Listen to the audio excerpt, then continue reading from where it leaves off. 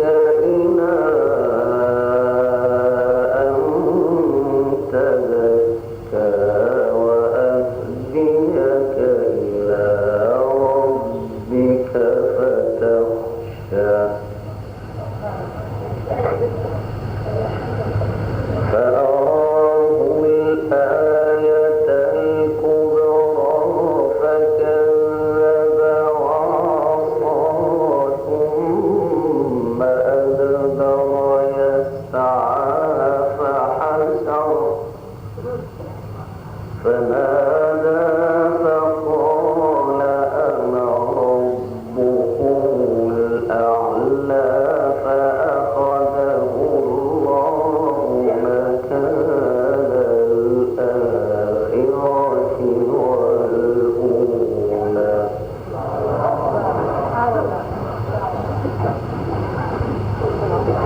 إن في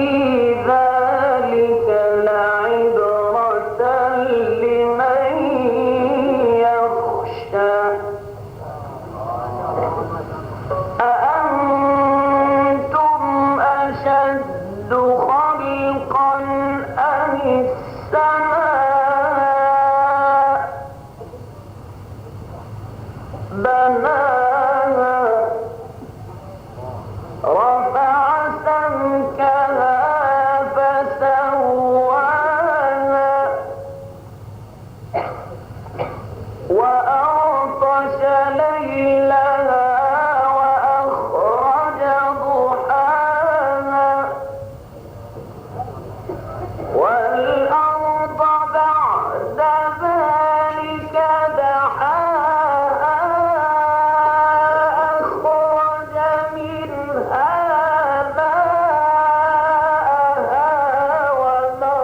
ومرعاها والجبال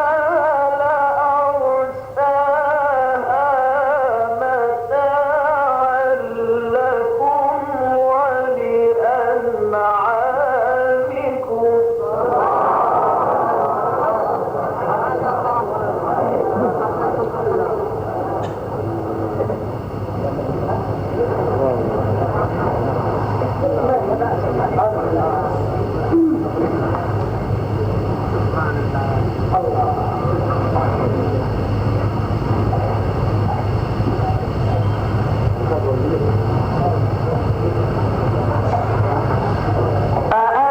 أأنتم أشد خلقا أم السماء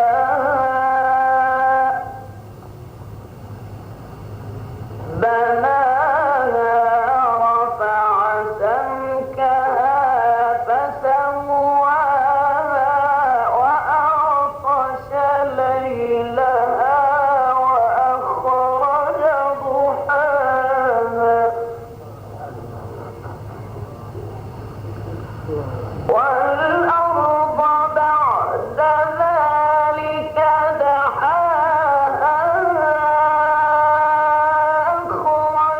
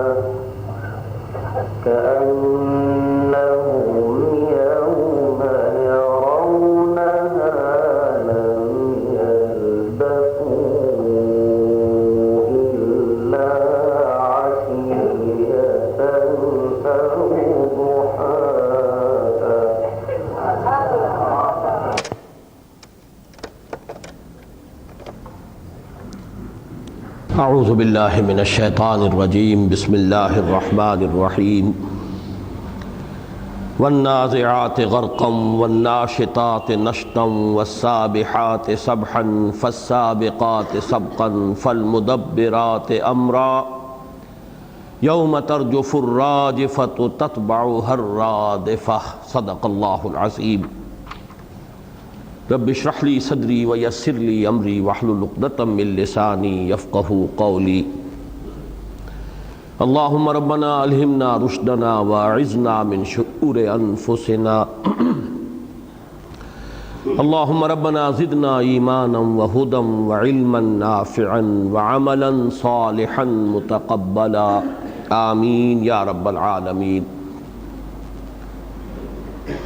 یہ بات میں متعدد مرتبہ عرض کر چکا ہوں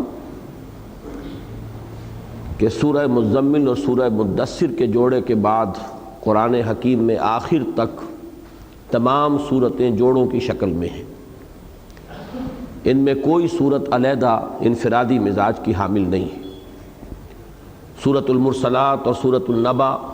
ہم تفصیلاً دیکھ چکے ہیں کہ ان میں کتنی مشابہت ہے اور جوڑے ہونے کی نسبت کس درجے بتمام و کمال موجود ہے۔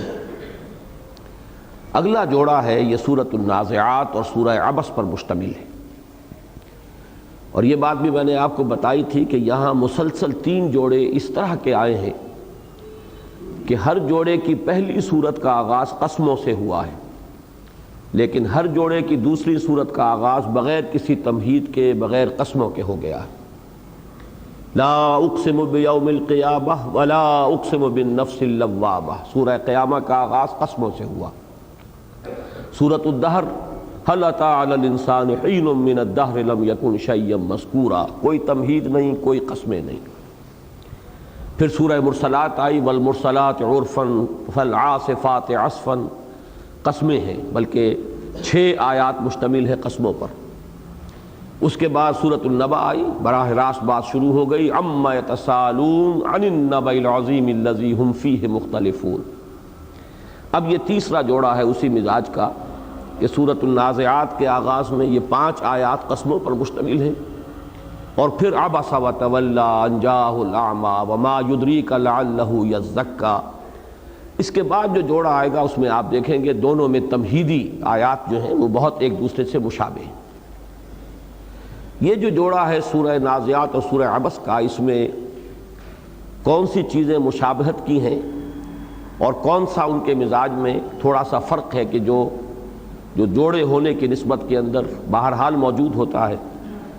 تو اگرچہ تفصیلاً جب ہم پڑھیں گے تو یہ چیزیں اپنے اپنی جگہ پر زیر بحث آ جائیں گی، لیکن اس وقت نوٹ کر لیجئے۔ ایک تو سورت کی قامت جو ہے، حجم، سورۃ النازعات 46 آیات پر مشتمل ہے، سورہ عبس 42 آیات پر مشتمل ہے۔ عام طور پر جوڑوں میں آپ کو یہ ملے گا کہ پہلی سورت قدرے بڑی، دوسری سورت قدرے چھوٹی، اگرچہ استثناءات ہیں، لیکن آپ کو معلوم ہے کہ اصول یہی ہے کہ ایکسیپشنز پروو دی رول۔ عام طور پر یہی ہوگا جوڑوں میں۔ میں نے پچھلی مرتبہ مثال دی تھی کہ جیسے سورہ بنی اسرائیل، سورہ کہف 1 آیت کا فرق ہے، 111 آیات، 110 آیات، دونوں کے رکوع 12 ہیں۔ عام طور پر یہی بات آپ کو نظر آئے گی کہ ہر جوڑے میں پہلی سورت قدرے بڑی اور دوسری قدرے چھوٹی۔ سورۃ المرسلات 50 آیات پر مشتمل تھی، سورہ نبا 40 آیات پر مشتمل تھی۔ یہاں ہم دیکھ رہے ہیں کہ 46 آیات پر مشتمل ہے سورۃ النازعات، اور 42 آیات پر اگلی سورت سورہ عبس مشتمل ہوگی۔ اس میں جو سب سے بڑی مشابہت ہے وہ یہ ہے کہ اسی سائز کے حوالے سے آپ دیکھیں گے کہ سورہ نازعات میں آیت نمبر 33 اور سورہ عبس میں آیت نمبر 32 بالکل ایک آیت ہے، متاعا لکم ولانعامکم۔ یہ آیت جو ہے آیت نمبر 33 کی حیثیت سے آئی ہے بغیر کسی ایک شوشے کے فرق کے سورہ نازعات میں، اور یہی متاعا لکم ولانعامکم آیت نمبر 32 یہ آپ کو سورہ عبس میں ملے گی۔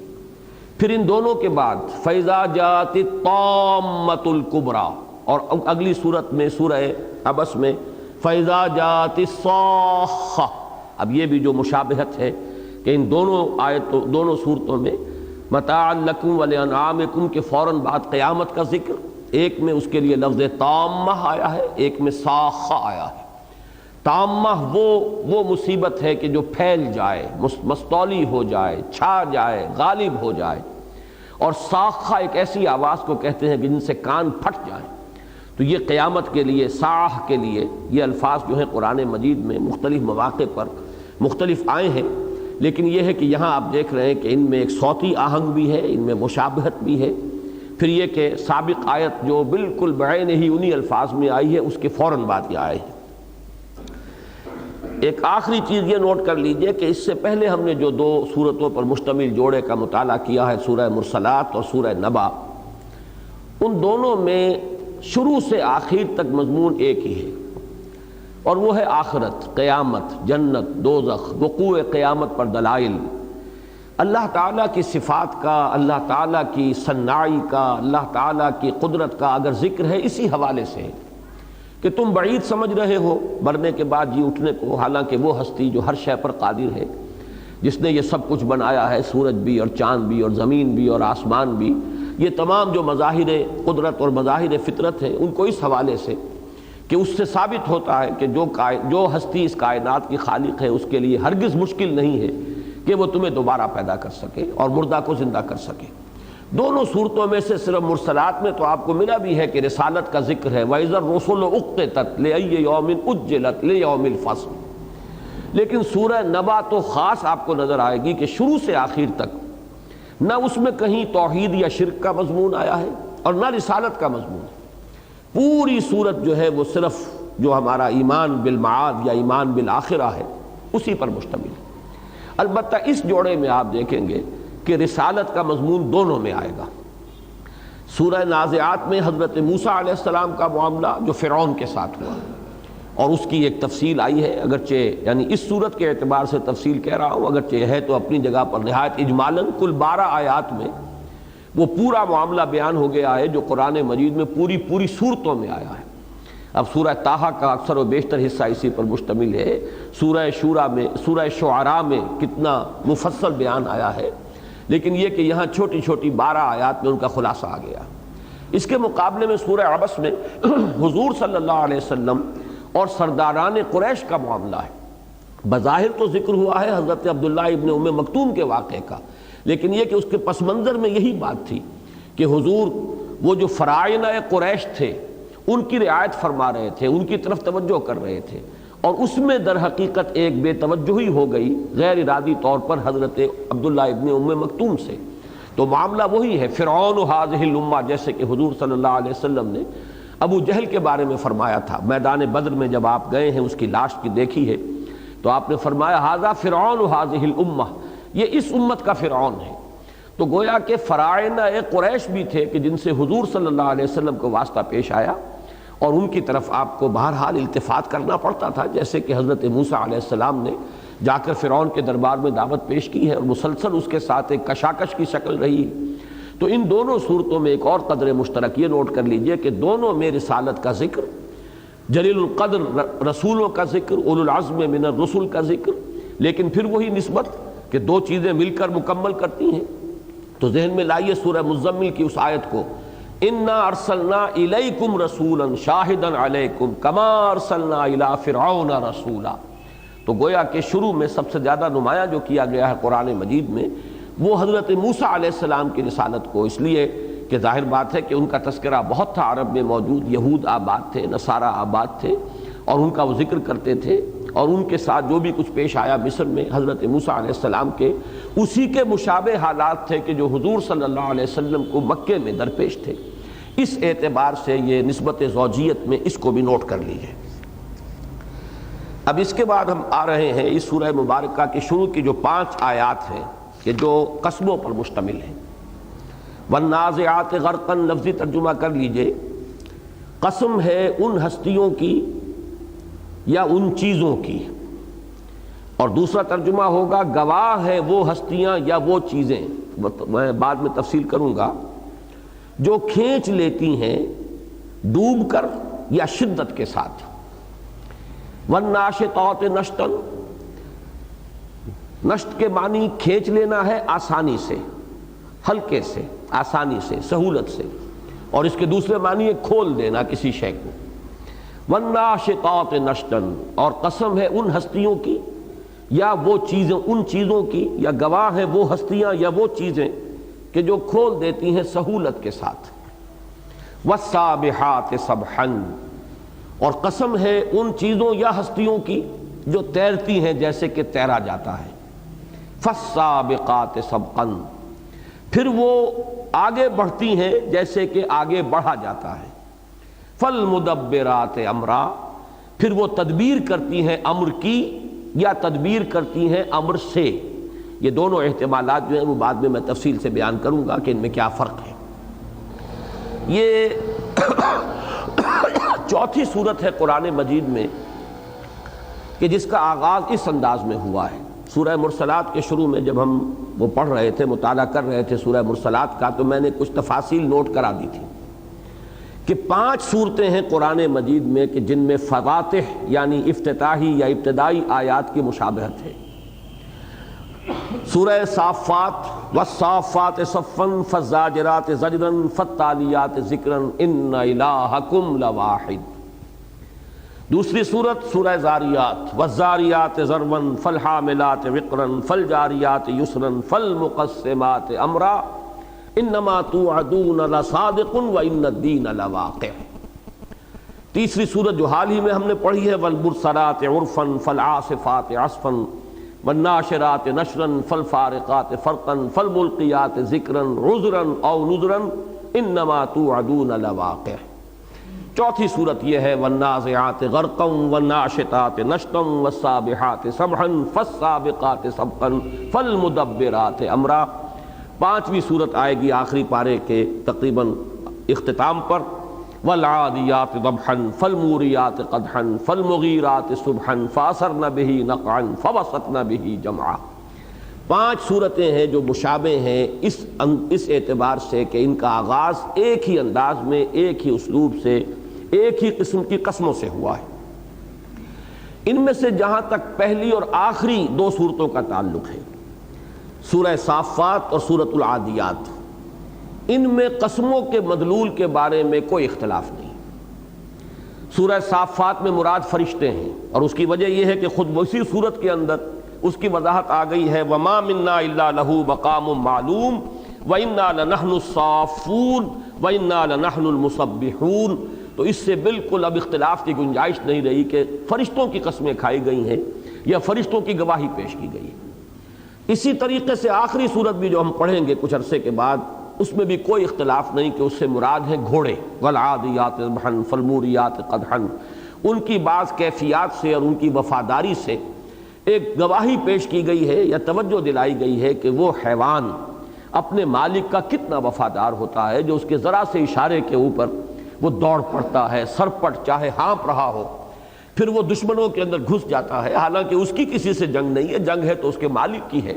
جھگڑا ہے تو اس کا ہے، لیکن وہ اپنی جان کی پرواہ نہیں کرتا، تیروں کی بوچھاڑ میں اپنے مالک کے حکم سے بڑھتا چلا جاتا ہے۔ ان الانسان لربہ لکنود، ذرا کبھی غور کرو، تقابل کرو، وہ کتنا وفادار ہے اپنے مالک کا، اور انسان کتنا بے وفا اور کتنی غداری کرنے والا ہے اپنے مالک کے ساتھ۔ گویا کہ یہ دونوں صورتیں جو ہے اول و آخر ان کا مضمون جو ہے توحید سے ہے، شرک کی نفی، اس لیے کہ شکر جو ہے اللہ کا وہ در حقیقت توحید کی جان ہے، اس کی جڑ ہے، اس کی بنیاد ہے۔ درمیان کی جو 3 صورتیں ہیں، سورۃ الزاریات، اس میں اگرچہ اقوال کچھ مختلف ہیں، لیکن سورہ زاریات میں بھی تقریباً اجماع ہے کہ اس سے مراد ہے ہوائیں، والزاریات ذروا فالحاملات وقرا فالجاریات یسرا فالمقسمات امرا۔ اب تفصیل میں اس وقت نہیں جا سکتا۔ البتہ یہ جو 2 صورتیں ہیں، سورۃ المرسلات، یوں سمجھیے کہ آخری صورت 29ویں پارے کی، اور پھر دوسری صورت یہ آخری پارے کی 30ویں پارے کی، ان کی قسموں کے بارے میں بہت قیل و قال ہے، بہت اختلاف ہے۔ چنانچہ پچھلی مرتبہ میں تفصیل سے بتا چکا ہوں کہ امام رازی نے سارا اجمالی جائزہ لے کر مختلف اقوال کا اور بڑی تفصیل سے انہوں نے بحث کی ہے کہ یہ بھی مراد لیا گیا ہے کہ یہ تمام قسمیں جو ہیں ایک ہی شے سے متعلق ہیں، اور یہ بھی کہا گیا ہے کہ مختلف قسموں سے مراد مختلف ہیں۔ البتہ یہ کہ اس میں ایک چیز نوٹ کر لیجئے، وہ گرامر سے متعلق ہے کہ جہاں واو آئے گا حرف عطف، وہاں امکان موجود ہوگا کہ وہ 2 چیزیں علیحدہ ہوں۔ اگرچہ یہ بھی امکان ہے کہ ایک ہی چیز کی دو شانیں یا دو کیفیات ہوں، لیکن جہاں فا آ جائے گا، فا میں ایک ہی شے کا مراد ہونا لازم ہے، اس کی مختلف شان، پھر ایسا پھر ایسا، گویا کہ وہی شے ہے کہ جس کے بارے میں مزید تفصیل آگے آ رہی ہے۔ واو کی صورت میں دونوں امکانات کہ وہی چیز اس کی مختلف صورتیں یا شکلیں یا مختلف مدارج یا مراحل، لیکن فا کی شکل میں لازماً اسی شے کی مختلف جو ہے وہ صورتیں مراد ہوں گی، جبکہ واو میں دونوں امکانات موجود ہیں۔ اب یہ جو یہاں کی جو قسمیں ہیں ان کے بارے میں جو مختلف اقوال ہیں وہ میں آپ کو بتا رہا ہوں۔ ایک تو یہ ہے کہ اس کے بارے میں زیادہ رجحان ہے اکثر مفسرین کا، اور جو تابعین میں سے جو حضرات کے فن تفسیر اور علم تفسیر میں خصوصی مقام اور مرتبہ کے حامل ہیں، ان کی رائے یہ ہے کہ یہ ایک ہی شے کی مختلف قسمیں ہیں، والنازعات غرقا والناشطات نشطا والسابحات سبحا فالسابقات سبقا فالمدبرات امرا۔ اور سب سے زیادہ قول جس پر کہ تقریباً اجماع ہے، بہت سے اقوال ہیں لیکن یہ کہ کثرت کے ساتھ جس رائے کے بارے میں کہ اتفاق ہو گیا وہ یہ کہ یہ سب مراد ہے فرشتے۔ مولانا امین احسن اصلاحی صاحب کا مزاج میں نے اس سے پہلے بھی آپ سے عرض کیا ہے کہ وہ کچھ ایک مزاج ہے ان کا کہ جہاں بھی ممکن ہو تو جو مرئی یہ عالم ہے، عالم مرئی، عالم مادی اور مظاہر قدرت، مظاہر فطرت جو ہماری نگاہوں کے سامنے ہیں، جہاں کہیں بھی ان کو مراد لیا جا سکے، ان کا ذوق یہ ہے کہ ان کا رجحان اسی کی طرف ہوتا ہے۔ لہذا سورہ زاریات کی طرح اور سورہ مرسلات کی طرح یہاں بھی ان کی رائے یہ ہے کہ والنازعات غرقا سے مراد بھی ہوائیں ہیں، وہ تیز و تند ہوائیں کہ جو جڑوں کو، جو درختوں کو جڑ سے اکھیڑ لیتی ہیں، آندھی جو آتی ہے، عاصفات، ایسی آندھی جیسے کہ قرآن مجید میں ذکر بھی ہے کہ انا ارسلنا علیہم ریحا صرصرا فی یوم نحس مستمر تنزع الناس کانہم اعجاز نخل منقعر۔ سورہ قمر میں نقشہ کھینچا گیا ہے کہ قوم عاد کو جو تباہ کیا گیا تھا تو ایک باد سرسر، ایک ایسی ہوا، ایک ایسی زبردست آندھی، ایک ایسا جھکڑ ان کے اوپر کئی دنوں تک، 7 لیال و 8 ایام حسوما فتر القوم فیہا سرعا، کہ اس نے جس طریقے سے کہ جڑوں سے کسی درخت کو، کھجوروں کے تنوں کو کھینچ لیا جائے، اسی طریقے سے وہ قوم عاد جو ہے، چونکہ طویل القامت قوم تھی، وہ ان میں قد بہت ہوتے تھے، تو وہ پھر ایسے گرے ہوئے تھے کہ جیسے زمین پر کھجور کے تنے جو ہیں وہ اکھاڑ کر گرا دیے گئے۔ تو ان کی رائے تو یہ ہے کہ یہ یہاں پر مراد ہوائیں ہیں، والنازعات غرقا والناشطات نشطا والسابحات سبحا۔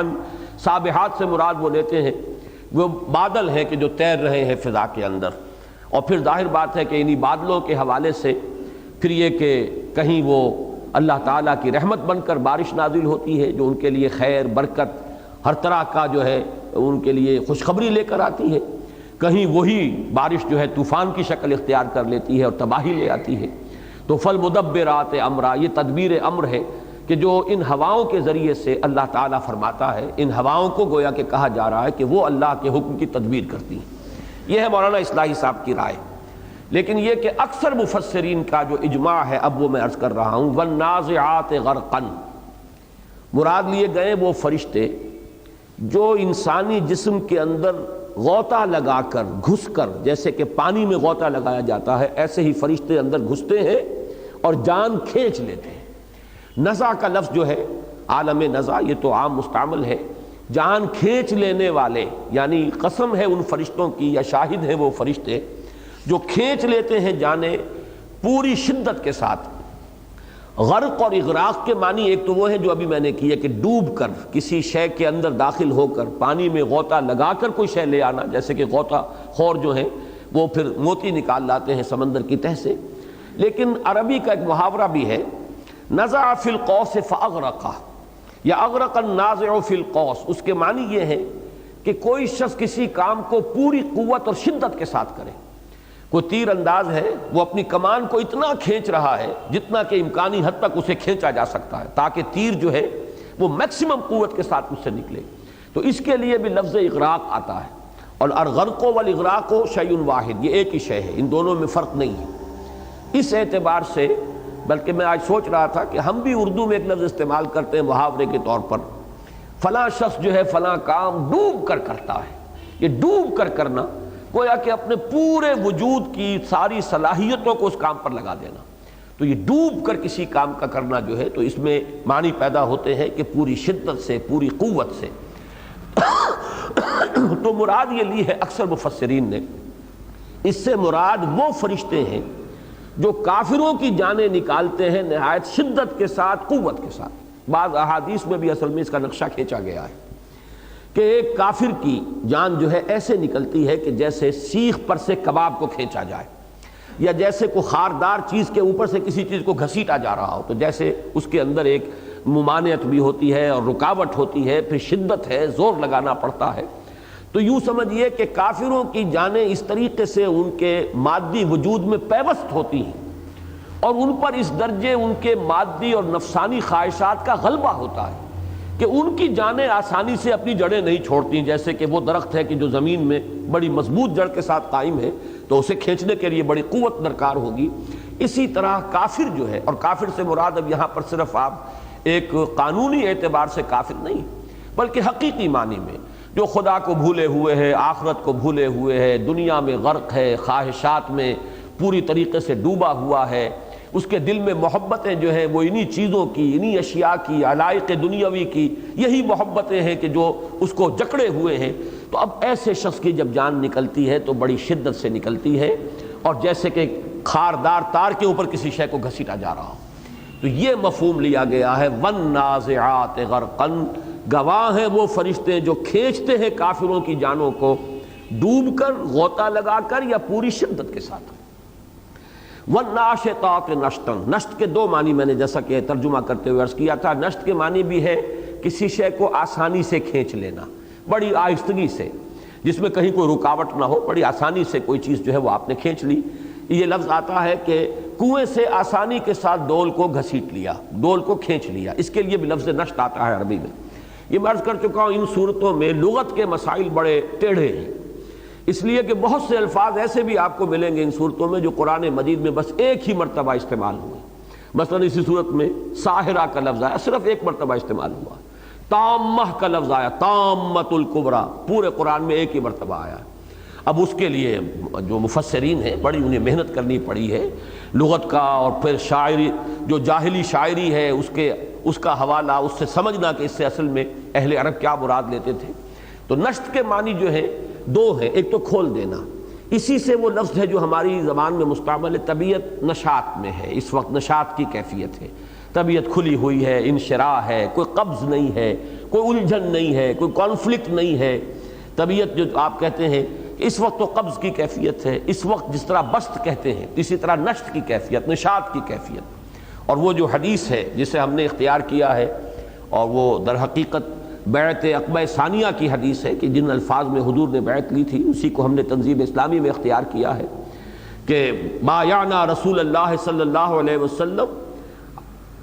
علی السمع والطاعۃ فی العسر والیسر والمنشط والمکرہ. اب منشط کے معنی کیا ہے؟ ایسی کیفیت جس میں طبیعت میں آمادگی ہے، ہلکی طبیعت ہے. آپ کو کوئی حکم کوئی دیا جا رہا ہے، کوئی کام کرنے کو کہا جا رہا ہے تو آپ کی طبیعت جو ہے بڑے نشاط کے ساتھ پوری طرح چاق و چوبند ہو کر آپ اس پر عمل کر رہے ہیں. تو یہ دونوں معنی ہیں. تو فرمایا وَالنَّاشِطَاتِ نَشْطًا، اور گواہ ہیں وہ فرشتے یا قسم ان فرشتوں کی جو کھول دیتے ہیں آہستگی کے ساتھ یا کھینچ لیتے ہیں آہستگی سے. یہ اصل میں تقابل ہے اہل ایمان کی جانوں کا نکلنا. وہ چونکہ پہلے ہی گویا کہ تیار بیٹھے ہوتے ہیں، بہت آگے گئے، باقی جو ہے تیار بیٹھے ہیں.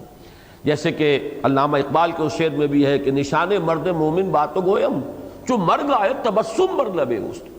انہوں نے اپنے آپ کو اتنا جکڑا ہوا نہیں ہوتا،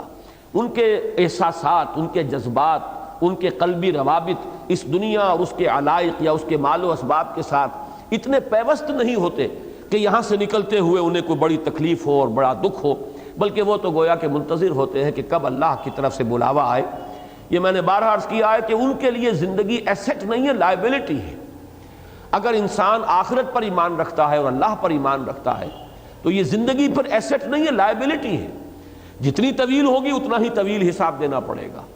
جتنی یہاں کی آسائشیں ہوں گی اتنا ہی وہاں کا حساب بھاری ہو جائے گا، جتنی یہاں دولت زیادہ ملی ہوئی ہے اتنا ہی وہاں کا حساب سخت ہو جائے گا،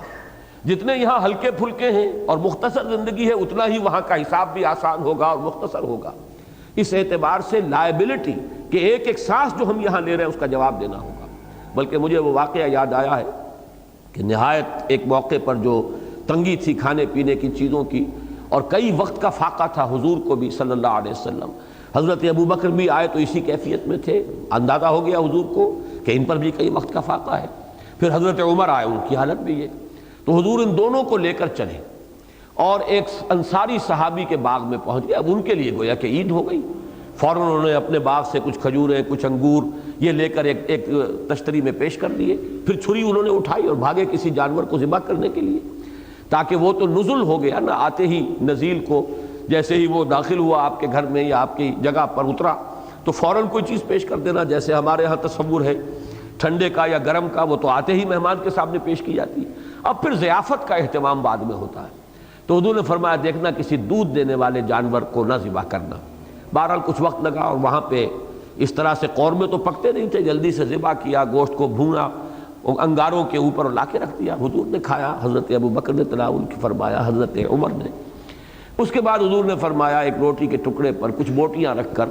کہ جاؤ یہ عائشہ کو دے آؤ، اسے بھی کئی وقت کا فاقہ ہے۔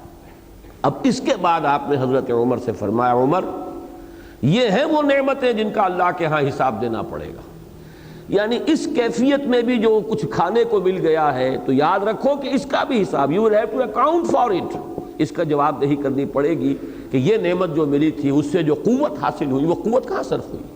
خیر کے لیے یا اپنے نفسانی صرف تقاضوں کو پورا کرنے کے لیے۔ تو یہ ہے وہ احساس، تو معلوم ہوا کہ زندگی تو پھر ایک ایسٹ نہیں ہے، لائبلٹی ہے، جواب دہی کرنی پڑے گی۔ تو لہذا صاحب ایمان گویا کہ منتظر ہوتا ہے کہ بلاوا آئے اور حاضر ہو جائے،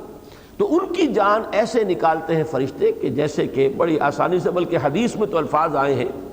جیسے مشکیزہ ہو جس کا کہ منہ بند کیا ہوا ہے اور ہلکے سے کوئی اس میں سے ایک قطرہ نکلے اور نیچے ٹپک جائے، یہ کیفیت ہوتی ہے۔ البتہ یہ ذہن میں رکھیے، اور یہ مفسرین نے بڑی تفصیل سے یہ بات لکھی ہے کہ اس کو ظاہری کیفیات پر محمول نہ کیجیے، یہ کوئی باطنی حقیقت ہے، ورنہ ہو سکتا ہے کہ اللہ کا کوئی نیک بندہ ہو اور اس پر نزع کی سختیاں جو ہیں وہ محسوس ہو رہی ہوں دیکھنے والوں کو، تو جو کچھ دیکھنے والوں کو نظر آ رہا ہے وہ ایک ظاہری کیفیت ہے، ایک ہے وہ باطنی نفسیاتی کیفیت۔ تو اس حدیث کا تعلق اس باطنی نفسیاتی کیفیت سے ہے، ورنہ تو یہ کہ نزع کا معاملہ جو حضور صلی اللہ علیہ وسلم پر رہا وہ بھی خاصا سخت تھا، جس پر کہ واہ بتا حضرت فاطمہ رضی اللہ تعالی عنہ بار بار چیخ اٹھتی تھی کہ اتنی سختی میرے والد پر آ رہی ہے، اتنی آپ کو مشقت جھیلنی پڑ رہی ہے، آپ کو بخار بھی سخت رہا، سر میں سخت درد رہا ہے، اور اس کیفیت میں جو ہے بار بار حضرت فاطمہ جو ہے چیخ اٹھتی تھی، اور حضور فرماتے تھے کہ بیٹی فکر نہ کرو، تمہارے باپ پر آج کے بعد کوئی سختی نہیں آئے گی، بس جو بھی سختی اور تکلیف ہے وہ اسی وقت کی ہے۔ تو یہ ہے ایک ظاہری معاملہ، یہ ایک باطنی کیفیت ہے کہ جان اندر سے جب کھلتی ہے گرہ، جو آخری مرحلہ ہوگا اس جان کو اس مادی جسم سے چھڑانے کا، اس کی کوئی کیفیت ہے کہ جو صرف اسی کو محسوس ہو سکتی ہے کہ جس کے ساتھ وہ معاملہ ہو رہا ہے، وہ باہر دیکھنے والوں کو نظر نہیں آئے گا۔ بہرحال ان دونوں قسموں کا یہ مفہوم ہے جو اکثر و بیشتر مفسرین نے لیا ہے، اور میں اسی کو آپ کے سامنے بیان کر رہا ہوں تفصیل کے ساتھ۔ وَالنَّازِعَاتِ غَرْقًا وَالنَّاشِطَاتِ نَشْطًا، اب یہاں تو چونکہ واو ہے، کیونکہ یہ ایک ہی شے نہیں ہے، بلکہ یہ کہ وہ کافروں کی جان نکالنے کا معاملہ ہے اور یہ اہل ایمان کی جان نکالنے کا معاملہ ہے، یہ دو مختلف شکلیں ہیں، لہذا درمیان میں واو آیا ہے۔ وَالسَّابِحَاتِ سَبْحًا، اور گواہ ہیں یا قسم ہے ان کی کہ جو تیرتے ہیں جیسے کہ تیرا جاتا ہے۔ یہ جو رائے میں اس وقت تفصیل سے عرض کر رہا ہوں اس کی روح سے اس سے بھی مراد فرشتے ہیں، البتہ دونوں رائے موجود ہیں کہ یہ انہی فرشتوں کے بارے میں کہا جا رہا ہے کہ وہ جان لے کر پھر تیرتے ہوئے چلتے ہیں آسمان کی طرف۔ یہ سابحات سبحن فرشتوں کے لیے ہے کہ اس طرح سہولت کے ساتھ تیرتے ہوئے اس فضا میں خلا میں اور وہ آسمان کی طرف پرواز کرتے ہیں، اور ایک یہ بھی ہے کہ یہ عام ہے فرشتوں کے لیے، فرشتے اس فضا اور خلا کے اندر اللہ تعالیٰ کے احکام کی تدبیر کے لیے اسی طریقے سے جیسے بڑی آہستگی کے ساتھ، اسی لیے عرب جو ہے وہ گھوڑا جو بہت ہی اعلیٰ ہو، عمدہ ہو، جس کی چال بھی بہت اچھی ہو، وہ جو گویا کہ اپنے سوار کو محسوس ہی نہ ہونے دے، تو اس کے لیے وہ کہتے ہیں کہ یہ سابح ہے، یہ تو تیرتا ہے، یسبح، یہ گھوڑا جو ہے بہت اعلیٰ، یہ تو ایسے چلتا ہے جیسے کہ پانی میں کوئی شے تیر رہی ہو،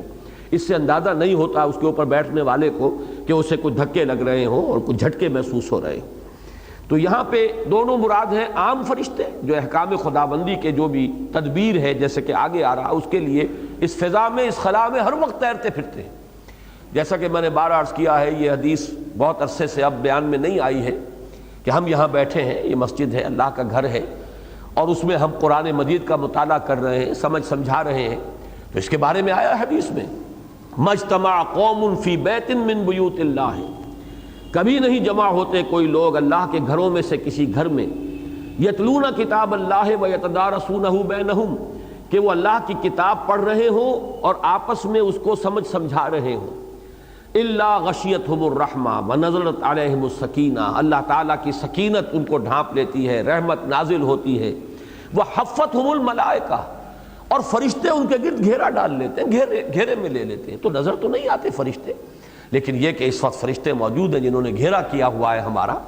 اور پھر اس حدیث کا آخری لفظ یہ ہے وَذَكَرَهُمُ اللَّهُ فِي مَنْ عِنْدَهُ، اور اللہ اپنے ان بندوں کا ذکر کرتا ہے اپنی محفل میں، ملائے اعلیٰ ملائکہ مقربین کی محفل میں، کہ دیکھو میرے بندے اس وقت اپنے سارے کام کاج چھوڑ کر اور میرے کلام کو سمجھنے کے لیے اور سمجھانے کے لیے میرے گھروں میں سے ایک گھر میں جمع ہیں۔ تو یہ ہے فرشتوں کا وہ معاملہ، یہ غیر مرئی مخلوق ہے، نورانی مخلوق ہے، اللہ کے احکام کی تنفیذ میں ہر آن۔ وما یعلم جنود ربک الا ھو، ہم تو جانتے ہی نہیں کتنے ان کی تعداد ہے، لا تعداد۔ البتہ یہ کہ ان کے بارے میں ہمیں زیادہ تفاصیل اور نہیں بتائی گئی سوائے اس کے کہ وہ اپنے ارادے اور اختیار سے کچھ نہیں کرتے، یفعلون ما یؤمرون، جو حکم ملتا ہے اسی کو بجا لاتے ہیں۔ اور در حقیقت انہی کا تصور ہے جو بگڑ کر دیویوں اور دیوتاؤں کی شکل میں ڈھل گیا ہے۔ اسی میں ذرا سا انہیں یہ مغالطہ ہو گیا کہ جب وہ اللہ تعالیٰ کے احکام کی تنفیذ کرتے ہیں تو انہیں کوئی اختیار بھی حاصل ہوگا، جب وہ مقربین ہیں، نورانی مخلوق ہیں، تو انہیں کچھ شفاعت کا حق بھی حاصل ہوگا، وہ کچھ سفارشیں بھی کر سکیں گے۔ اس اعتبار سے اب ان کو پھر معبود بنا کر اور ان کو بھی چھوٹے آلہہ قرار دے کر دیویاں اور دیوتا بنا کر پوجا گیا ہے دنیا میں۔ لیکن یہ کہ فرشتوں کے بارے میں ہمارا ایمان وہ ہے کہ وہ نورانی مخلوق ہیں، مقربین بارگاہ ہیں، ان کے بہت سے درجات ہیں، تنفیذ احکام الہی کا کام وہی کرتے ہیں، لیکن یہ کہ ان کا کوئی اختیار نہیں ہے، یفعلون ما یؤمرون، جو حکم ملتا ہے وہی کرتے ہیں۔ اب اس کے بعد دیکھیے یہاں اب فا سے جوڑا جا رہا ہے، والسابحات سبحا فالسابقات سبقا فالمدبرات امرا۔ سابقات میں اب انہی فرشتوں کی یہ کیفیت سامنے آ رہی ہے، آگے دوڑتے ہیں، بڑھتے ہیں۔ یعنی ایک تو احکام خداوندی کی تنفیذ ہم بھی اگر کبھی کرتے ہیں اللہ کے کسی حکم پر عمل، تو ایک تو کیفیت ہوتی ہے کہ بڑے یعنی بے دلی کے ساتھ، بڑے کسل کے ساتھ، یاتون الصلاۃ الا کسالى جیسے کہ آیا ہے، نہیں وہ منافقین کے بارے میں کہ نہیں نماز پڑھتے، نہیں نماز کی طرف وہ متوجہ ہوتے، مگر کسل کے ساتھ، زبردستی کو، مارے باندھے کو۔ ایک یہ ہے کہ جیسے ہر وقت انسان تیار رہے، جس وقت کا جو حکم ہے اس کے لیے پہلے سے تیار ہے، منتظر ہے۔ یہ کیفیت کہ انسان انتظار میں رہتا ہے کہ اذان کی آواز آئے اور میں متوجہ ہو جاؤں اور چلوں مسجد کی طرف۔ تو یہ ہے وہ کیفیت کہ وہ تو امتثال امر کے لیے، اللہ تعالیٰ کے احکام کی تنفیذ کے لیے، تعمیل کے لیے بڑھتے ہیں ایک دوسرے سے آگے۔ ان میں اگر مسابقت ہے تو اس بات کی ہے، فالسابقات سبقا فالمدبرات امرا، اور پھر وہ اللہ کے جو احکام ہیں ان کی تدبیر کرتے ہیں۔ مدبرات امرن، امرن یہاں پر مفعول ہے، لیکن یہ مفعول بہی بھی ہو سکتا ہے، تدبیر کرتے ہیں اللہ کے احکام کی۔ امرن اگرچہ ویسے صورتاً لفظاً تو واحد ہے، لیکن یہ جمع کے معنی دے رہا، تمام احکام خداوندی جو ہے ان کی یہ تنفیذ کرتے ہیں۔ ایک یہ بھی شکل ہے کہ اللہ کے حکم سے تدبیر کرتے ہیں، حکم خداوندی کی بنیاد پر، یہ گویا کہ مفعول لہو ہو جائے گا کہ یہ سبب ہے ان کی تدبیر کا، کہ اللہ تعالیٰ کی طرف سے جو حکم ملتا ہے اس کے مطابق تدبیر کرتے ہیں۔ وہی بات جو میں عرض کر چکا ہوں کہ لا یعصون اللہ ما امرہم ویفعلون ما یؤمرون، نہیں وہ نافرمانی کرتے اللہ کی کسی بھی شے میں جو بھی انہیں حکم دیا جائے، اور کرتے ہیں وہی کچھ جس کا حکم ملتا ہے۔ تو یہ دونوں ترجمے یہاں ممکن ہیں۔ یہ ہیں وہ 5 قسمیں جس کے بارے میں اب میں آپ کو ایک چند آراء اور بھی ہیں گنوا دیتا ہوں۔ اصل میں یہ الفاظ ایسے ہیں کہ بڑی آسانی سے مختلف چیزوں پر ان کا انطباق ہو سکتا ہے۔ مثلا ابو مسلم اصفہانی جو معتزلہ میں سے ایک بڑے مفسر ہیں، ان کا یہ خیال ہے کہ یہ مجاہدوں کے ہاتھ ہیں، مجاہدوں کے ہاتھ جو ہیں ان کی کیفیات بیان ہو رہی ہیں۔ ایک رائے یہ ہے کہ یہ جہاد کے گھوڑے ہیں، اور اس کا گویا کہ تعلق قائم ہو جائے گا والعادیات ضبحا فالموریات قدحا فالمغیرات صبحا، تو وہاں پر تو اجماع ہے کہ وہاں مراد ہے گھوڑے اور گھوڑے کی وہ کیفیات۔ تو ایک رائے یہ بھی ہے کہ یہاں بھی مراد وہی ہے۔ مولانا اصلاحی صاحب کی رائے میں آپ کو بتا چکا ہوں، یہ ریاح یعنی ہوائیں ہیں، تیز و تند ہوائیں، ہلکی ہوائیں، آہستہ چلنے والی نرم رو ہوائیں، پھر ان کے ذریعے سے اللہ کی تدبیر امر، اور انہی کے ذریعے سے بادل ہیں جو چل رہے ہیں، تیر رہے ہیں فضا کے اندر، انہوں نے اس پر محمول کیا ہے۔ البتہ یہ کہ ایک بات میں یہ عرض کر دوں کہ یہ ارواح، روح کی جمع ارواح اور ریح جس کی جمع ریاح ہے، یہ دونوں الفاظ بہت قریب ہیں، مادہ ایک ہی ہے ان کا، واو الف یہ حروف علت ہے جو درمیان میں حرف علت ہے، روح، ریح اور راحت میں الف بن گیا راحت، یہ مادہ ایک ہی ہے۔ جیسے ہوا نظر نہیں آتی، یہ چلتی ہے تو محسوس ہوتی ہے، راحت بھی کوئی شے ایسی نہیں ہے جو دکھائی جا سکے، کوئی مادی شے نہیں ہے، لیکن آدمی کو اس کا احساس ہوتا ہے، مجھے راحت ہے، مجھے خوشی حاصل ہوئی ہے۔ اسی طریقے سے ارواح، روحیں، چاہے وہ انسانوں کی ہو اور چاہے وہ فرشتے بھی تو ارواح ہیں، اس لیے کہ ان کے بارے میں بھی تو یہی لفظ آیا روح القدس، اور مختلف جو فرشتوں کے لیے اور جو وحی کے لیے لفظ آیا ہے روح، یلقی الروح علی امرہ من یشاء، تو ان تمام میں کوئی لمبا چوڑا فرق نہیں ہے، ایک لفظی مماثلت ان میں موجود ہے۔ اور جیسے میں نے پہلے بھی عرض کیا تھا کہ امام رازی نے سورہ مرسلات کی قسموں میں بھی ان کو محمول کیا تھا، ایک رائے ان کی یہ ہے کہ یہ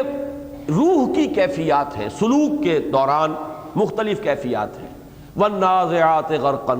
وہ ارواح کہ جو اپنے اندر سے تمام جو نفسانی میلانات ہیں ان کو کھینچ کر نکال دیتی ہیں، پھر اس کے بعد ایک نشاط کی کیفیت ہوتی ہے، اللہ کی طرف رجوع، انس، والسابحات سبحا، پھر وہ اللہ کی معیت معنوی میں گویا کہ وہ ارواح تیر رہی ہیں، اور پھر فالسابقات سبقا، اب اللہ تعالیٰ کے احکام کے لیے وہ سبقت کرنے والے ہیں آگے بڑھ کر، یہ نہیں کہ وہ احکام انہیں شاخ گزر رہے ہوں، بلکہ وہ تو آگے بڑھ کر قبول کرنے والی ارواح ہیں۔ اور فالمدبرات امرا، پھر ایک مقام وہ بھی آتا ہے جیسا کہ میں نے کئی مرتبہ عرض کیا ہے شاہ ولی اللہ دہلوی رحمۃ اللہ علیہ کے حوالے سے کہ ان کی یہ رائے ہے کہ اولیاء اللہ کی ارواح انتقال کے بعد فرشتوں کے طبقہ اسفل میں شامل ہو جاتی ہیں، تدبیر امر جیسے فرشتے کر رہے ہیں ایسے ہی پھر اولیاء اللہ کی ارواح بھی ان میں شامل ہو کر تدبیر امر میں فالمدبرات امرا، وہ اسی گویا کہ جو کائنات کی سول سروس ہے اس کے اندر ان کی بھی ریکروٹمنٹ ہو جاتی ہے، انلسٹ ہو جاتے ہیں، واللہ عالم۔ بہرحال یہ مختلف الفاظ اور مختلف ان کے مدلولات ہیں جو ان قسموں کے حوالے سے سامنے آئے۔ اگلی بات یہ ہے کہ اس کا مقسم علیہ جو ہے وہ کیا ہے، تو اگرچہ کچھ حضرات نے رائے اور بھی ظاہر کی ہیں لیکن تقریباً اجماع یہ ہے کہ مقسم علیہ یہاں پر محذوف ہے۔ سورہ زاریات میں 2 آیتوں میں مقسم علیہ جس پر قسم کھائی گئی، انما توعدون لصادق وان الدین لواقع، سورہ مرسلات میں ان دونوں کو جمع کر دیا گیا، انما توعدون لواقع، جس چیز کا تمہیں دھمکی دی جا رہی ہے یا جس چیز کی خبر دی جا رہی ہے، جس شے کا وعدہ کیا جا رہا ہے، سورہ زاریات میں تو فرمایا وہ سچی خبر ہے اور جزا و سزا ہو کر رہے گی، واقع ہونے والی ہے، شدنی ہے۔ سورہ مرسلات میں دونوں آیتوں کو ایک میں جمع کر دیا، انما توعدون لواقع، جس چیز کا کہ تمہیں وعدہ دیا جا رہا ہے وہ واقع ہو کر رہے گی، یہاں پر محذوف کر دیا اسے، گویا کہ مراد یہاں پہ یہی ہے کہ لتبعثن، تم لازماً اٹھائے جاؤ گے، یا انما توعدون لصادق وان الدین لواقع، یہاں اسے محذوف کر دیا گیا ہے، اکثر حضرات کی رائے یہی ہے۔ یوم ترجف الراجفہ، جس دن کے کانپے گی کانپنے والی، تتبعها الرادفہ، اس کے پیچھے آئے گی دوسری لگی ہوئی، قلوب یومئذ واجفہ، بہت سے دل ہوں گے اس دن کانپتے ہوئے، لرزتے ہوئے، خوف سے لرزاں اور ترساں، ابصارها خاشعہ، ان دلوں کی نگاہیں یا ان دل والوں کی نگاہیں جو ہیں جھکی ہوئی ہوں گی، زمین میں گڑی ہوئی ہوں گی، شرمندگی سے، خجالت سے۔ اب یہاں پر قلوب جو ہے یہاں پر آیا یوم ترجف الراجفہ، یوم یہاں پر جو منصوب ہے زبر آیا ہے اس پر، یا تو وہ جو جواب قسم محذوف ہے یہ اس کا ظرف ہے، وہ جزا و سزا کس دن ہوگی، اس کا ظہور کس وقت ہوگا، اس خبر کی صداقت کس روز ظاہر ہوگی، یوم ترجف الراجفۃ تتبعها الرادفہ۔ یا یہ ہے کہ فعل پہلے محذوف ہے، اذکروا، یاد کرو ذرا اس دن کو، یوم ترجف الراجفہ، جس دن کے کانپے گی کانپنے والی۔ اس سے مراد ہے زمین پر وہ جو زلزلہ شدید آئے گا۔ سورہ حج کے شروع میں فرمایا گیا ہے کہ ان زلزلۃ الساعۃ شیء عظیم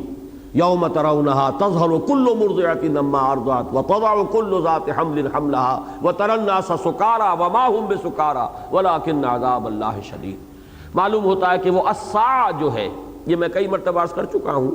ہم قیامت کے ایک لفظ میں بہت سے مراحل کو جمع کر دیتے ہیں، حالانکہ اس کے کئی مراحل ہیں۔ ایک مرحلہ الساعہ والساعۃ ادھیٰ وامر، وہ بہت ہی سخت وقت ہوگا، اور وہ ایک مرتبہ جب پہلی مرتبہ نفخہ صور ہوگا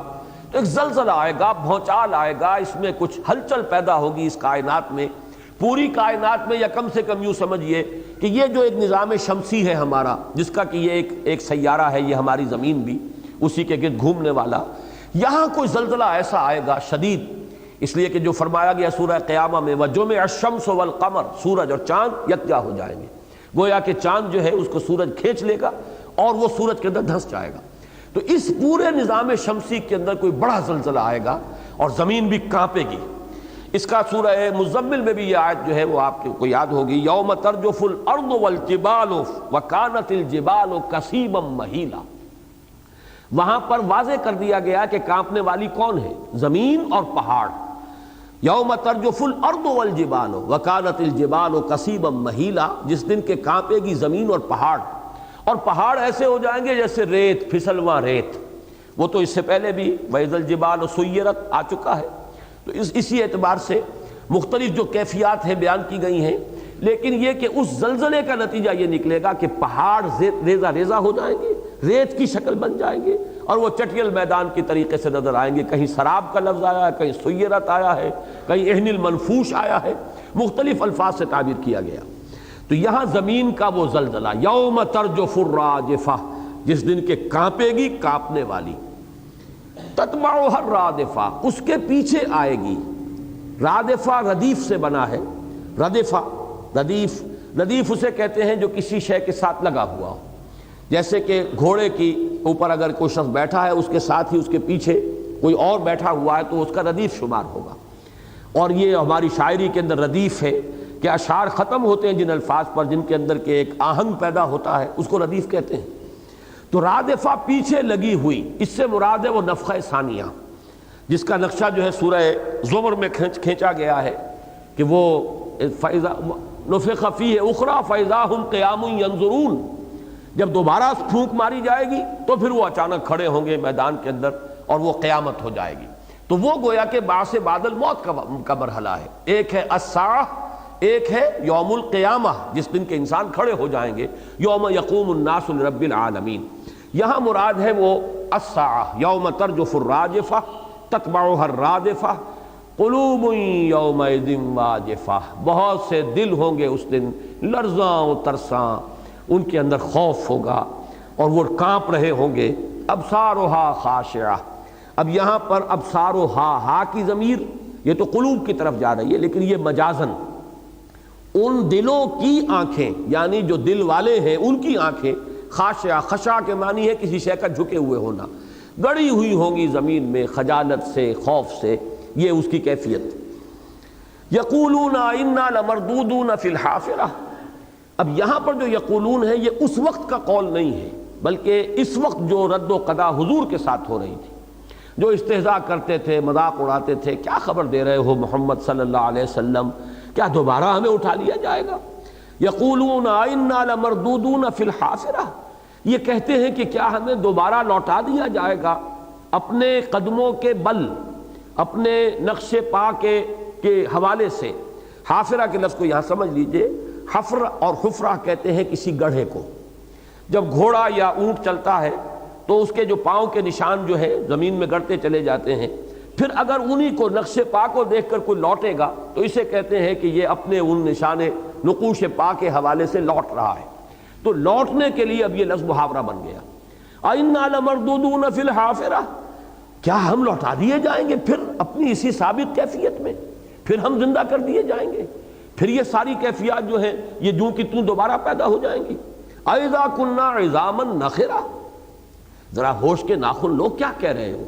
کیا جب کہ ہم ہو جائیں گے ایسی ہڈیاں بوسیدہ گلی سڑی کھوکھری ہڈیاں،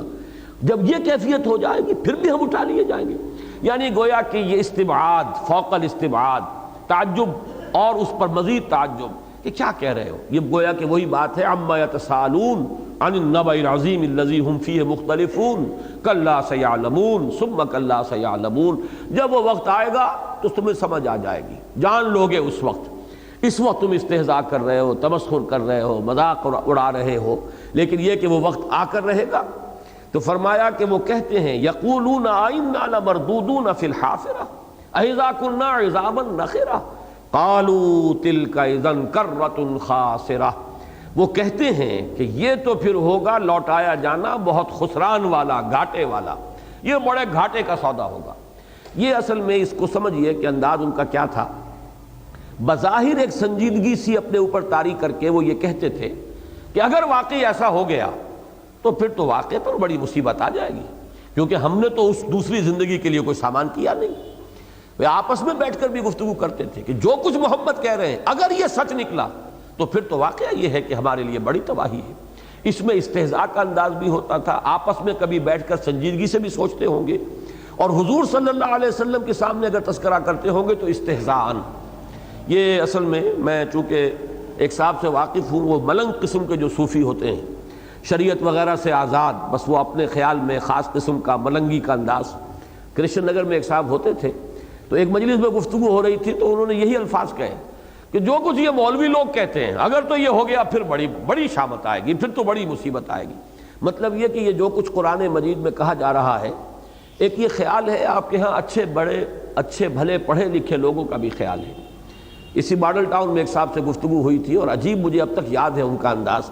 آپ کا کیا خیال ہے؟ اللہ اتنا کریم اتنا غفور، وہ لوگوں کو آگ میں جلائے گا؟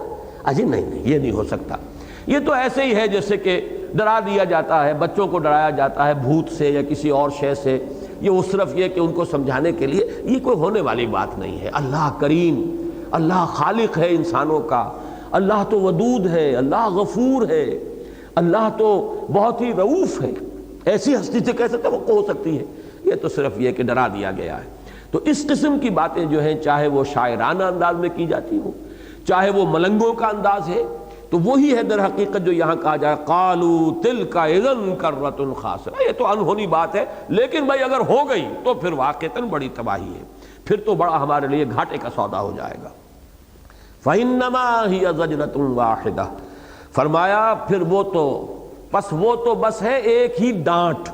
یہ ڈانٹ وہ ہے دوسرا نفخہ جو ہے، ثم نفخ فیہ اخری فاذا ھم قیام ینظرون، پھر دوبارہ اس میں پھونک ماری جائے گی۔ پہلا نفخہ وہ ہے جس پر کہ الساعہ، وہ ہلچل، وہ زلزلہ، کتنے عرصے کے بعد؟ یہ مختلف روایات میں آتا ہے حضور سے کہ 40 برس کا وقفہ ہے ان دونوں نفخوں میں، لیکن یہ برس کون سے ہے؟ ایک دن کے بارے میں جب یہ بھی کہا گیا کہ وہ 1000 برس کا ہے، تو بہرحال ایک طویل مدت ان دونوں کے مابین حائل ہے۔ وہ ہے الساعہ، یہ ہے اب قیامہ آ رہا ہے، اس قیامت کا ذکر آ رہا ہے بعث بعد الموت کا۔ فإنما ہی زجرۃ واحدہ، تو بس وہ تو ہوگی ایک ہی ڈانٹ، وہ نفخہ ثانیہ۔ فإذا ھم بالساہرہ، تو وہ اچانک کھڑے ہوں گے ایک چٹیل میدان میں۔ یہ میں نے جیسا کہ عرض کیا تھا، ساحرہ کا لفظ آج میں نے تحقیق کی کوشش کی، اور سب سے پہلے میری کوشش ہوتی ہے کہ اگر قرآن مجید ہی میں کہیں اور وہ لفظ آیا ہو تو القرآن یفسر بعضہ بعضا کے حوالے سے اس کی حقیقت زیادہ منکشف ہو جاتی ہے، کھل جاتی ہے اس لفظ کی جو اصل باطنی حقیقت ہے۔ لیکن یہ کہ لفظ قرآن مجید میں ایک ہی مرتبہ آیا ہے، اس کا مفہوم ہے ایک ایسا چٹیل میدان، جیسے کہ سورہ طٰہٰ میں کہا گیا ہے کہ لا عوج فیہا ولا امتا، نہ اس میں کوئی ٹیڑھ ہو، نہ کوئی موڑ ہو، نہ کوئی ٹیلے ہو، چٹیل میدان۔ یہ زمین جو ہے ایسے معلوم ہوتا ہے کہ کھینچ دی جائے گی، جیسے کہ وَإِذَا الْأَرْضُ مُدَّتْ وَأَلْقَتْ مَا فِيهَا وَتَخَلَّتْ۔ یہ زمین کو جب کھینچا جائے گا تو ظاہر بات ہے اس کی جو موٹائی ہے وہ کم ہوگی، اور اس کے اندر جو خزانے ہیں وہ خود باہر نکل آئیں گے۔ اور یہ انسان جو ان میں دفن ہے، جیسا کہ اس سے پہلے آ چکا ہے کہ وہ تو اسی میں ہے. الم نجعل الارض کفاتا احیاء و امواتا، کیا ہم نے زمین کو نہیں بنا دیا سمیٹ لینے والی، زندوں کو بھی مردوں کو بھی. مردے گئے کہاں؟ اسی زمین کے پیٹ میں دفن ہیں، اور وہ یہاں سے نکل آئیں گے. اذا الارض مدت والقت ما فیہا وتخلت واذنت لربها وحقت. یہ آگے چل کر یہ آیات آئیں گی. تو فرمایا ساحرہ، اس میدان زمین کو ایسے کر دیا جائے گا، پہاڑ ریزہ ریزہ ہو جائیں گے، چلیں گے، وہ سراب کے مانند ریتلی ایک کیفیت بن جائیں گے، کسیبم مہیلا ہو جائیں گے. لہذا اب نہ کوئی اونچان ہے، نہ نیچان ہے، نہ کہیں کوئی موڑ ہے، نہ کوئی تنگ وادی ہے، بلکہ ایک سیدھا چٹیل میدان، اس میں سب کے سب کھڑے ہوں گے. یہی نقشہ ہے جو سورہ زمر میں کھینچا گیا. ثم نفخ فیہ اخری فاذا ہم قیام ینظرون. اچانک حالت یہ ہوگی کہ وہ کھڑے ہوں گے اور دیکھ رہے ہوں گے. بلکہ اس میں نقشہ ہو سکتا ہے کہ ان میں جو کافر ہوں گے وہ تو ہکا بکا ہو کر رہ جائیں گے، یہ ہمارے ساتھ ہوا کیا ہے، کہاں ہم آ گئے، جیسے کہ سورہ یاسین میں نقشہ کھینچا گیا ہے. لیکن یہ کہ اہل ایمان کے چہرے جو ہیں تر و تازہ ہوں گے، وہ اس امید میں تھے کہ ایک وقت آئے گا کہ ہمیں خلعتوں سے نوازا جائے گا، اللہ تعالیٰ کا انعام ہوگا. تو وہ نقشہ جو ہے سورۃ الفجر میں جا کر آ جائے گا بڑی تفصیل کے ساتھ. فَإِنَّمَا هِيَ زَجْرَةٌ وَاحِدَةٌ فَإِذَا هُمْ بِالسَّاهِرَةِ. اب آ رہا ہے وہ حضرت موسیٰ اور فرعون کا معاملہ. هَلْ أَتَاكَ حَدِيثُ موسیٰ، کیا تمہارے پاس آ چکی ہے خبر موسیٰ کی؟ اب یہ نوٹ کیجئے، جیسا کہ میں نے عرض کیا، حضرت موسیٰ کے حالات و واقعات قرآن مجید میں سب سے زیادہ کثرت کے ساتھ آئے. ہم استثناءً تو کہتے ہیں حضور کا تذکرہ کرتے ہیں، وہ اس اعتبار سے کہ ایک پہلو سے یہ کہا جا سکتا ہے کہ پورا قرآن حضور کی سیرت ہے. اب سورہ آل عمران ہے تو غزوہ احد ہے، سورہ انفال ہے تو غزوہ بدر کا گویا کہ ایک باب ہے، اور سورہ توبہ ہے تو اس میں گویا کہ غزوہ تبوک کے حالات ہیں. تو یہ کہا جا سکتا ہے کہ پورا قرآن ایک اعتبار سے حضور کی سیرت بن جائے گی. اگر اسے ترتیب نزولی سے مرتب کر دیا جائے تو وہ گویا کہ سیرت بن جائے گی محمد الرسول اللہ صلی اللہ علیہ وسلم. لیکن یہ کہ بہرحال صراحتاً حضور کا ذکر قرآن مجید میں جتنا ہے میں اس کے ساتھ تقابل کر رہا ہوں، تو معلوم ہوتا ہے کہ حضرت موسیٰ علیہ السلام کا ذکر اس سے کہیں زیادہ ہے قرآن مجید میں. صراحتاً کہہ رہا ہوں. ایک ہے یہ کہ پورے قرآن کو آپ لیجئے تو وہ حضور کی سیرت بن جاتی ہے، پھر تو حضرت موسیٰ علیہ السلام کا ذکر جو ہے وہ بہت کم رہ جائے گا، جس لیے کہ حضرت موسیٰ علیہ السلام کا ذکر 1/13 قرآن ہے. 500 سے زائد آیات ہیں قرآن مجید کے اندر جو حضرت موسیٰ علیہ السلام کے حالات پر مشتمل ہیں. پھر ان کے بچپن کے واقعات، ان کی والدہ کو جو وحی کی گئی، پھر جس طریقے سے کہ وہ دریا میں ایک صندوق میں بند کر کے ڈالے گئے، پھر انہیں نکالا گیا ہے،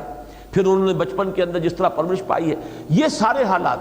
جبکہ نبی اکرم صلی اللہ علیہ وسلم کے یہ حالات تو ہمارے پاس اگر ہیں بھی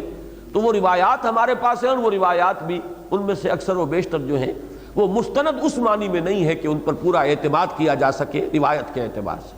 شروع کے حالات حضور صلی اللہ علیہ وسلم کی حیات طیبہ کے وہ اتنے واضح ہمارے سامنے نہیں ہیں جتنے واضح حضرت موسیٰ علیہ السلام کے. بہرحال حضرت موسیٰ علیہ السلام کا ذکر قرآن مجید میں بکثرت آیا ہے. اب اس میں بڑی طویل بحثیں بھی ہیں، اور یہاں جیسا کہ میں نے عرض کیا تھا 12 آیات میں اس کو سمو لیا گیا. هل اتاک حدیث موسیٰ، کیا پہنچ گئی تمہارے پاس خبر موسیٰ کی، یعنی حالات موسیٰ کے، ان کے واقعات. اذ ناداہ ربہ بالواد المقدس طویٰ، جبکہ پکارا انہیں ان کے رب نے اس وادی مقدس میں جس کا نام طویٰ ہے. یہ وادی سینا، صحرائے سینا جو ہے اس میں وہ پہاڑ کوہ طور اور اسی کے سائد جس کو کہا گیا کہیں پر اسے ایمن سے تعبیر کیا گیا ہے، وادی الایمن. لیکن یہ کہ وہ جگہ ہے جہاں کہ وہ واپس جا رہے تھے اپنی اہلیہ کو لے کر، اور واپس مصر کی طرف سفر کر رہے تھے، جبکہ انہیں بلایا گیا، پکارا گیا، اور دور سے انہوں نے آگ دیکھی، سخت سردی تھی، تو اپنی اہلیہ سے، گھر والوں سے کہا کہ آپ لوگ یہاں ٹھہرے، میں دیکھتا ہوں شاید کہیں راستہ بھی ممکن ہے، محسوس ہوتا ہے کہ بھول گئے ہوں. میں جاتا ہوں، آگ مجھے نظر آئی ہے، تو مجھے یا تو وہاں سے کچھ آگ مل جائے گی، میں لے آؤں گا کوئی چنگاری تاکہ آگ جلائیں، آپ لوگ تاپ سکیں، اس سردی سے کچھ بچیں. دوسرے یہ کہ ہو سکتا ہے وہاں سے مجھے کوئی راستہ جو ہے اس کے بارے میں رہنمائی مل جائے. لیکن وہاں جب پہنچے ہیں تو وہاں آپ کو وہ پورے جو واقعات تفصیل سے قرآن مجید میں آئے ہیں کہ اللہ تعالیٰ نے پکارا انہیں. سورہ طٰہٰ میں اس کا نقشہ جو ہے بہت ہی خوبصورت نقشہ کھینچ دیا گیا ہے. اذ ناداہ ربہ بالوادی المقدس طویٰ اذهب الی فرعون انہ طغیٰ، جاؤ فرعون کی طرف، وہ بہت سرکش ہو گیا. یہ لفظ جو ہے نوٹ کر لیجئے، یہاں پر آگے بھی آئے گا فَأَمَّا مَنْ طَغَىٰ وَآثَرَ الْحَيَاةَ الدُّنْيَا فَإِنَّ الْجَحِيمَ هِيَ الْمَأْوَىٰ۔ تو طغیان یہ ہے کہ اپنی حد سے بڑھ جانا۔ دریا ایک خاص حد تک ہے تو وہ گویا کہ اپنی حد میں بہہ رہا ہے، اس سے نکل آیا، اب یہ طغیانی ہے۔ إِنَّهُ طَغَىٰ، وہ بہت سرکش ہو گیا ہے۔ فَقُلْ هَلْ لَكَ إِلَىٰ أَن تَزَكَّىٰ وَأَهْدِيَكَ إِلَىٰ رَبِّكَ فَتَخْشَىٰ، تو کہو اس سے جا کر، اور سورہ طٰہٰ میں آیا ہے کہ نرمی سے کہو، چاہے کتنا ہی وہ سرکش ہے لیکن جا کر جو بات پہلے کرنی ہے وہ نرمی کے ساتھ کرنی ہے۔ کوشش کرو کہ وہ راہ ہدایت کو اختیار کر لے، سیدھے راستے پر آ جائے۔ تو فرمایا کہ اس سے جا کر کہو هَلْ لَكَ إِلَىٰ أَن تَزَكَّىٰ۔ اب یہ محاورے کا انداز ہے، کیا تمہیں کوئی تمہارا ارادہ ہے، کیا ہے تمہیں یہ خیال لاحق ہے، کوئی ارادہ ہے، کوئی تمہاری نیت ہے کہ تم تزکیہ حاصل کرو، تزکا، تاکہ تم پاک ہو جاؤ۔ اب پاک سے در حقیقت لفظ اس کے برعکس جو کیفیت ناپاکی اس کا تصور ذہن میں نہ لائیے، مراد یہ ہے کہ وہ کیفیات حاصل کر سکو کہ جو انسان کے اندر اعلیٰ سے اعلیٰ صفات ہونی چاہیے۔ تزکیہ کے معنی یہی ہے کہ کسی شے کی ترقی اور تدریجاً اپنے نقطۂ عروج تک پہنچنے میں جو موانع ہیں، جو رکاوٹیں، ان کو دور کر دیا جائے تاکہ وہ پروان چڑھے اور وہ اپنے نقطۂ عروج کو پہنچ جائے۔ جیسے کہ ایک باغبان جو ہے وہ اپنے باغ میں داخل ہوتا ہے، وہ دیکھتا ہے کہ کچھ پودے اس نے لگائے ہیں،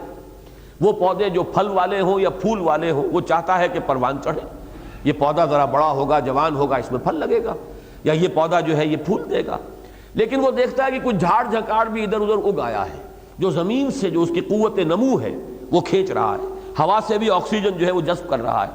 تو وہ کھرپا ہاتھ میں لیتا ہے اور تمام چیزوں کو اکھاڑ کر پھینک دیتا ہے۔ یہ تزکیہ ہے۔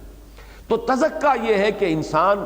جس مقام بلند پر اس کی تخلیق ہوئی ہے، لقد خلقنا الانسان فی احسن تقویم، اس تک وہ بالفعل رسائی حاصل کرے، وہ مقام کے جو مسجود ملائک ہونے کا مقام ہے، بلند ترین مقام ہے جس پر اللہ نے انسان کو تخلیق فرمایا۔ تو تم چاہتے ہو، تمہارا ارادہ ہے، اب یوں جدید اصطلاح میں ہم کہیں گے کوئی سلوک طے کرنا چاہتے ہو، جس کا کہ اصل میں جو پچھلی صورت تھی جب ختم ہوئی ہے تو وہ اس اعتبار سے یعنی کچھ مضمون پچھلی سورہ عما یتساءلون کا کچھ رہ گیا جس کو کہ اس کا حق ادا نہیں ہو سکا تھا۔ فمن شاء اتخذ الی ربہ مآبا، جو کوئی چاہے اپنے رب کی طرف راستہ اختیار کر لے۔ زندگی تو اصل میں اسی لیے ہے، یہ ہمیں بہت بلندی پر تخلیق فرما کر بہت پستی میں ڈال دیا گیا، ثم رددناہ اسفل سافلین۔ اب یہ ہے کہ اللہ کا قرب حاصل کرنا، تقرب بالفرائض، تقرب بالنوافل، جو چاہے اپنے رب کی طرف راستہ اختیار کر لے، یعنی وہ راستہ اختیار کر لے کہ جو اس کو پروردگار کی اس جنت میں جسے اللہ نے اپنی طرف منسوب کیا، وادخلی جنتی، اور ھذا صراط علی مستقیم، یہ راستہ ہے جو سیدھا تمہیں میرے تک لے آئے گا، مجھ تک لے آئے گا۔ لقاء اللہ، اللہ سے ملاقات کی اگر خواہش ہے، وہی بات یہاں کہی جا رہی ہے، قل هل لک الی ان تزکا، کوئی ہے تمہارے اندر یہ خیال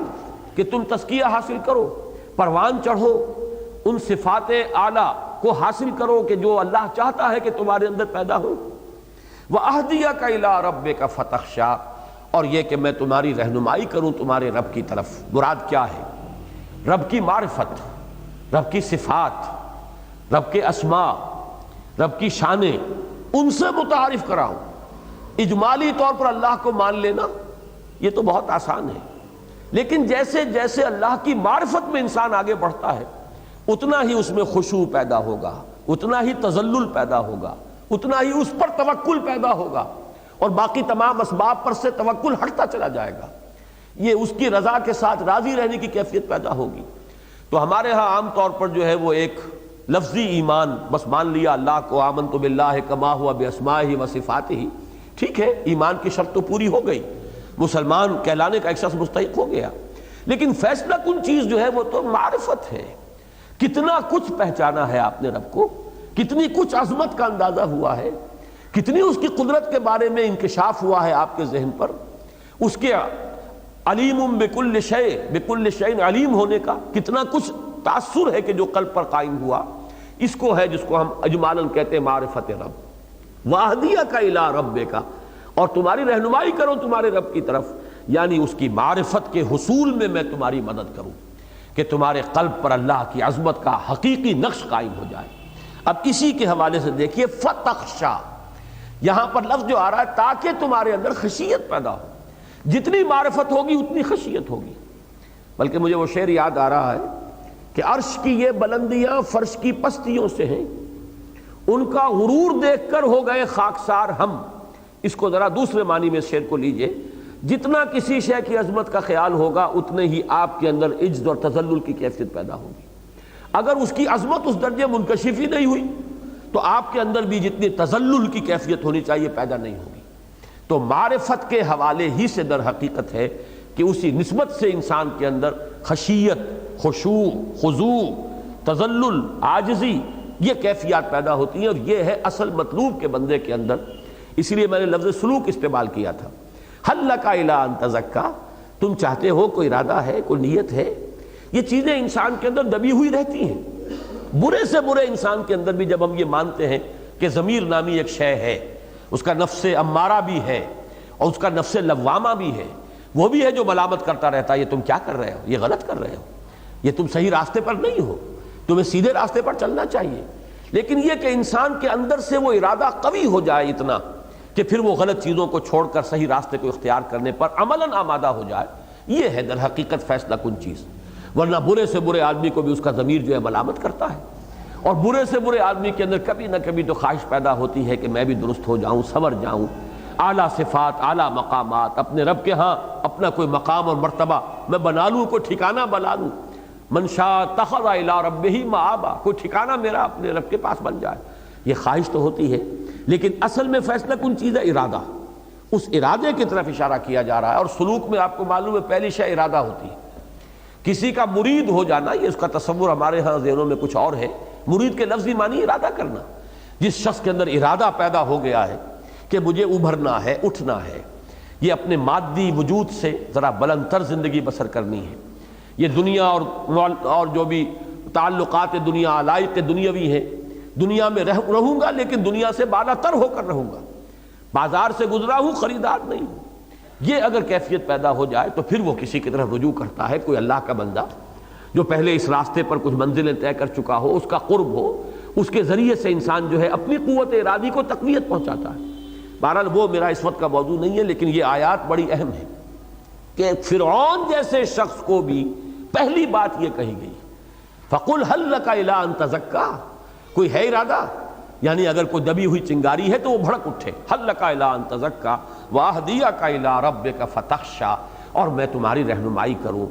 اب تمہارے رب کی صحیح عظمت تم پر منکشف ہو جائے، اس کی عظمت اور اس کی معرفت تمہیں حاصل ہو جائے تو تمہارے اندر خشیت پیدا ہو جائے۔ یہ جو تم بہت غرور اور تکبر اور طغیانی اور سرکشی میں مبتلا ہو، ان چیزوں کے خاتمے کی شکل تو یہی ہے کہ عظمت رب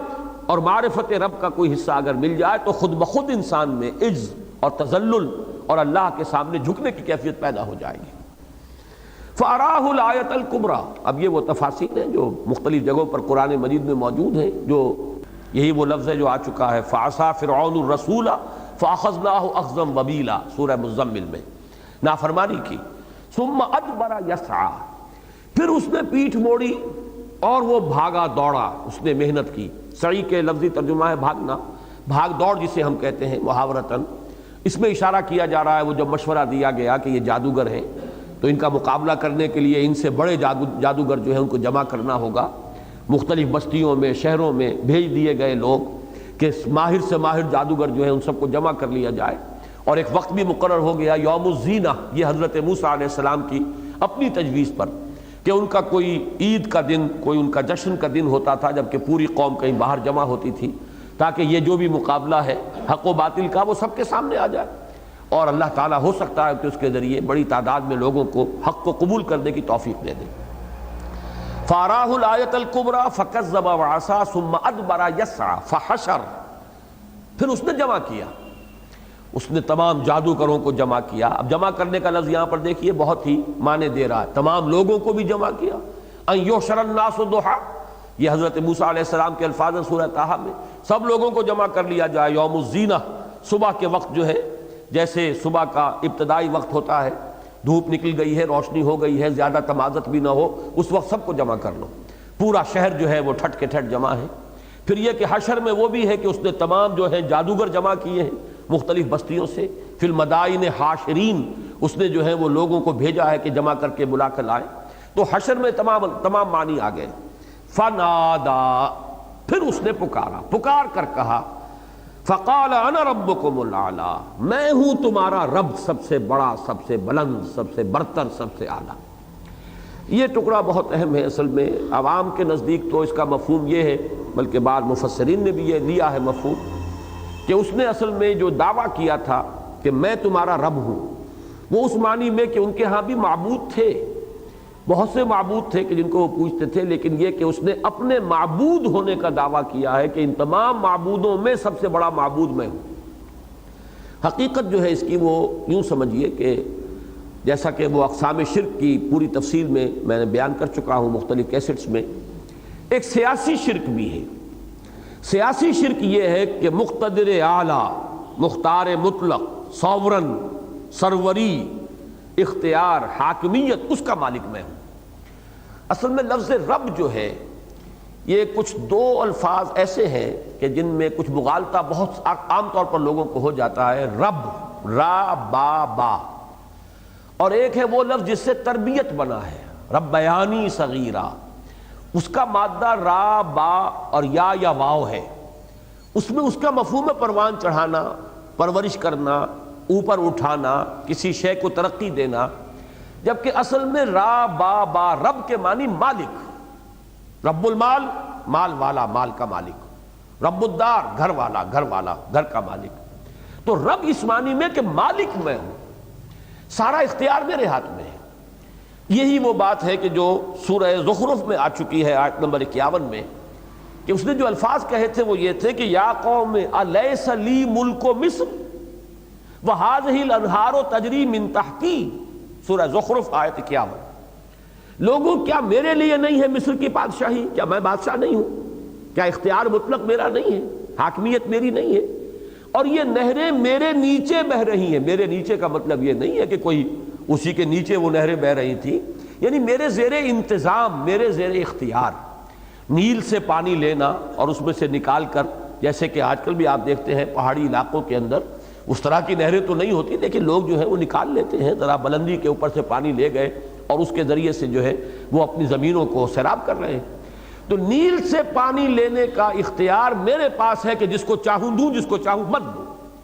یہ مختار مطلق ہونے کا دعویٰ تھا کہ جو آج بھی دنیا کے اندر چلا آ رہا ہے، صرف فرق یہ ہے کہ اب ایک فرد کا دعویٰ نہیں ہے، اب قوم کا دعویٰ ہوتا ہے۔ پھیل گئی ہے وہ بات۔ حقیقت کے اعتبار سے یہ جو ڈیموکریسی کا جو اصول ہے، ساورنٹی آف دی پیپل، عوامی حاکمیت، یہ بالکل وہی شے ہے کہ جس کا دعویٰ کیا تھا فرعون نے، انا ربکم الاعلی، مختار مطلق میں ہوں۔ اور اس کی مزید شرح جو ہے سورہ زخرف کی وہ آیت ضرور یاد رکھنی چاہیے، وہ اس کی شرح ہے، القرآن یفسر بعضہ بعضا، کہ کس معنی میں وہ کہہ رہا ہے۔ ظاہر بات ہے خدا ہونے کا دعویٰ وہ نہیں کر سکتا تھا۔ خدا ہونے کا دعویٰ کس معنی میں آخر اس کا قبول کیا جا سکتا تھا، جبکہ اس قوم میں ایسے بڑے بوڑھے بھی ہوں گے جو جس نے ان کا بچپن بھی دیکھا ہوگا، اس کے سامنے پلا بڑھا ہوگا وہ ان کے سامنے۔ تو وہ در حقیقت خالق ہونے کا مدعی نہیں اور کوئی معبود اس معنی میں، لیکن ایک معبود ہے جو سیاسی معبود ہے، جس کا حکم چلتا ہو مطلقاً، کہ اسے اختیار حاصل ہو، جو چاہے حکم دے دے۔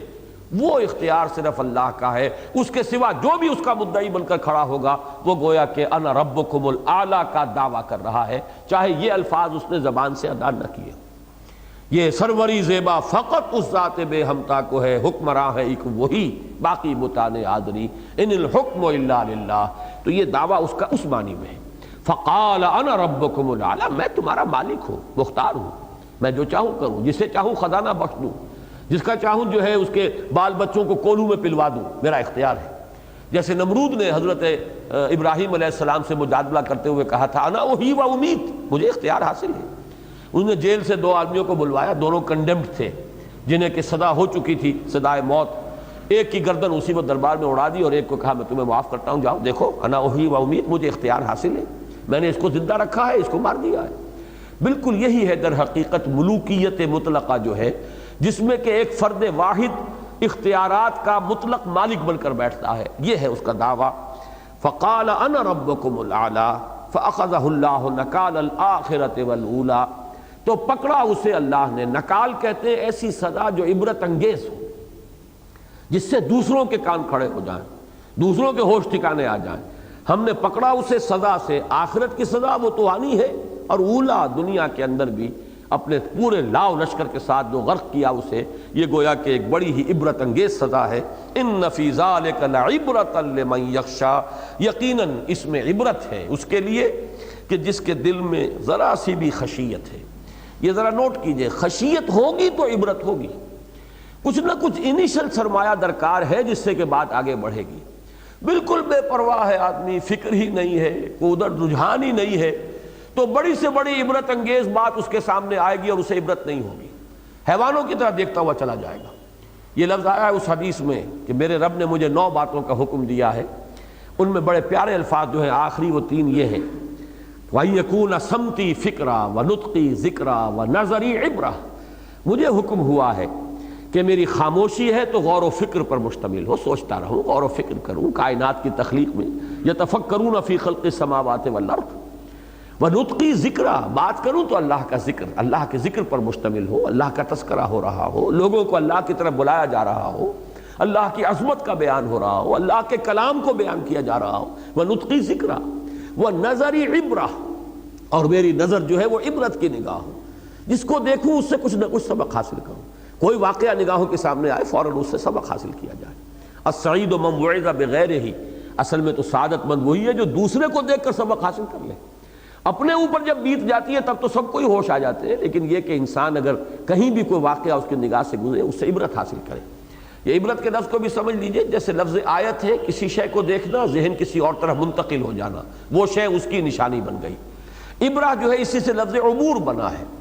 آپ دریا کو عبور کرتے ہیں ایک کنارے سے دوسرے کنارے تک، عبرت بھی یہ ہے کسی ایک شے کو دیکھ کر اور پھر کسی اور حقیقت کی طرف ذہن کا منتقل ہو جانا، اس سے کوئی سبق حاصل کر لینا۔ ان فی ذلک لعبرۃ لمن یخشی، یقیناً اس میں عبرت کا سامان ہے، سبق حاصل کرنے کا سامان ہے، لیکن کس کے لیے؟ جن کے اندر خشیت ہے۔ اب آ رہا ہے وہ مضمون کہ جو سورہ مرسلات میں بھی آ چکا ہے، اگرچہ ان الفاظ میں نہیں لیکن مرسلات میں، سورہ نبا میں اللہ کی عظمت تخلیق، اللہ کی خلاقی، اللہ کی قدرت کاملہ۔ انتم اشد خلقا ام السماء، کیا تم زیادہ سخت اور بھاری ہو بنانے میں یا آسمان؟ بنا، اس نے اسے بنایا ہے۔ کس ہستی کے بارے میں تمہارے دل میں وسوسہ آتا ہے؟ سوچو تو صحیح، یہ تمہارے اپنے ذہن کی تنگی ہے اصل میں، ورنہ ذرا غور کرو کہ جس نے اس کائنات کو بنایا ہے، آسمان ہی کو دیکھو، انتم اشد خلقا، غور کرو، کیا تمہارا ہی بنانا بہت بھاری ہو گیا ہے، بہت مشکل ہو گیا ہے؟ تمہیں ہی دوبارہ پیدا کرنا بڑا اس کے لیے ناممکن اور محال ہو گیا؟ کیا تم زیادہ بھاری ہو اور سخت ہو بنانے کے اعتبار سے؟ ام السماء، یا آسمان؟ بناہا، اس نے اسے بنایا، تعمیر کیا، بنا تعمیر، اس نے اس کو تعمیر کیا۔ رفع سمکہا فسواہا، سم کا لفظ آتا کسی شے کے ابھار کے لیے، اس کے ابھار کو اونچا کیا، یعنی ایک طرح کا ڈوم ہے یہ جو آسمان ہمیں نظر آتا ہے، یہ ایک طرح کے ڈوم کی صورت میں گنبد کی شکل میں ہے۔ رفع سمکہا، گنبد کا ایک درمیانی حصہ ہوتا ہے کہ جو اونچا ہوتا ہے، تو ہمارا عام مشاہدہ جو ہے انسانوں کا اس کے حوالے سے لفظ استعمال ہو رہا ہے، بلند کیا اس کی اونچان کو، فسواہا، پھر اس کا تسویہ کر دیا۔ یہ لفظ آگے چل کر سورۃ الاعلیٰ میں آئے گا تو اس پر زیادہ تفصیلی بحث ہم کریں گے۔ تخلیق کے بعد تسویہ، ان دونوں الفاظ میں نسبت یہ ہے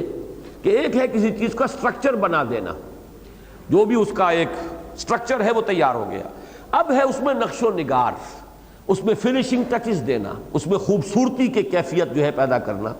یہ جو ہمارے ہاں ایک سٹرکچرل انجینئرز ہیں اور پھر ایک آرکیٹیکٹس ہیں، وہ آرکیٹیکٹس جو ہیں وہ سٹرکچر کے اندر خوبصورتی اور جو خوشنمائی ہے وہ پیدا کرنے کے ماہر ہوتے ہیں۔ فسواہا، برابر، متوازن، بہت ہی ایک دوسرے کے ساتھ نسبت رکھنے والی چیزیں، متناسب۔ وَأَغْطَشَ لَيْلَهَا وَأَخْرَجَ ضُحَاهَا، اور تاریک کر دیا اس کی رات کو۔ اب یہاں نوٹ کیجئے گا کہ لیل اور نہار اس کی نسبت آسمان کی طرف ہو رہی ہے، اور آسمان جیسا کہ میں نے بارہ عرض کیا ہے کہ ہم اس کا کوئی مفہوم ابھی معین نہیں کر سکتے۔ لفظاً سما کے معنی ہے بلند، بلندی، تو یہ جو بلندیاں جو ہمیں نظر آتی ہیں یہ آسمان ہے۔ باقی سبع سماوات اس کی کیا حقیقت ہے، اب انسان کا علم جو ہے وہ جب آگے بڑھے گا تو اس کی حقیقت منکشف ہو جائے گی۔ فی الحال یہ کہ چونکہ رات اور دن کا تعلق اسی سے ہے، اسی فضا سے اور اسی بلندیوں کے ساتھ اس کا تعلق ہے، سورج نکلتا ہے اور دن آ جاتا ہے، اور سورج غروب ہوتا ہے، رات آ جاتی ہے۔ وَأَغْطَشَ لَيْلَهَا وَأَخْرَجَ ضُحَاهَا، الغطش الظلمہ، غطش کے معنی ہے تاریکی، اغطش تاریک کر دیا اس کی رات کو، وَأَخْرَجَ ضُحَاهَا اور نکال دی اس کی دھوپ، اس کا دن۔ یہ ضحیٰ کا لفظ جو آتا ہے وہ صبح کا وہ ابتدائی وقت ہے جس میں کچھ روشنی بھی ہو گئی ہے، دھوپ بھی ہے، لیکن تمازت نہیں ہے، روشنی اور دھوپ جو کہ ابھی خوشگوار ہے، ناگوار نہیں ہے۔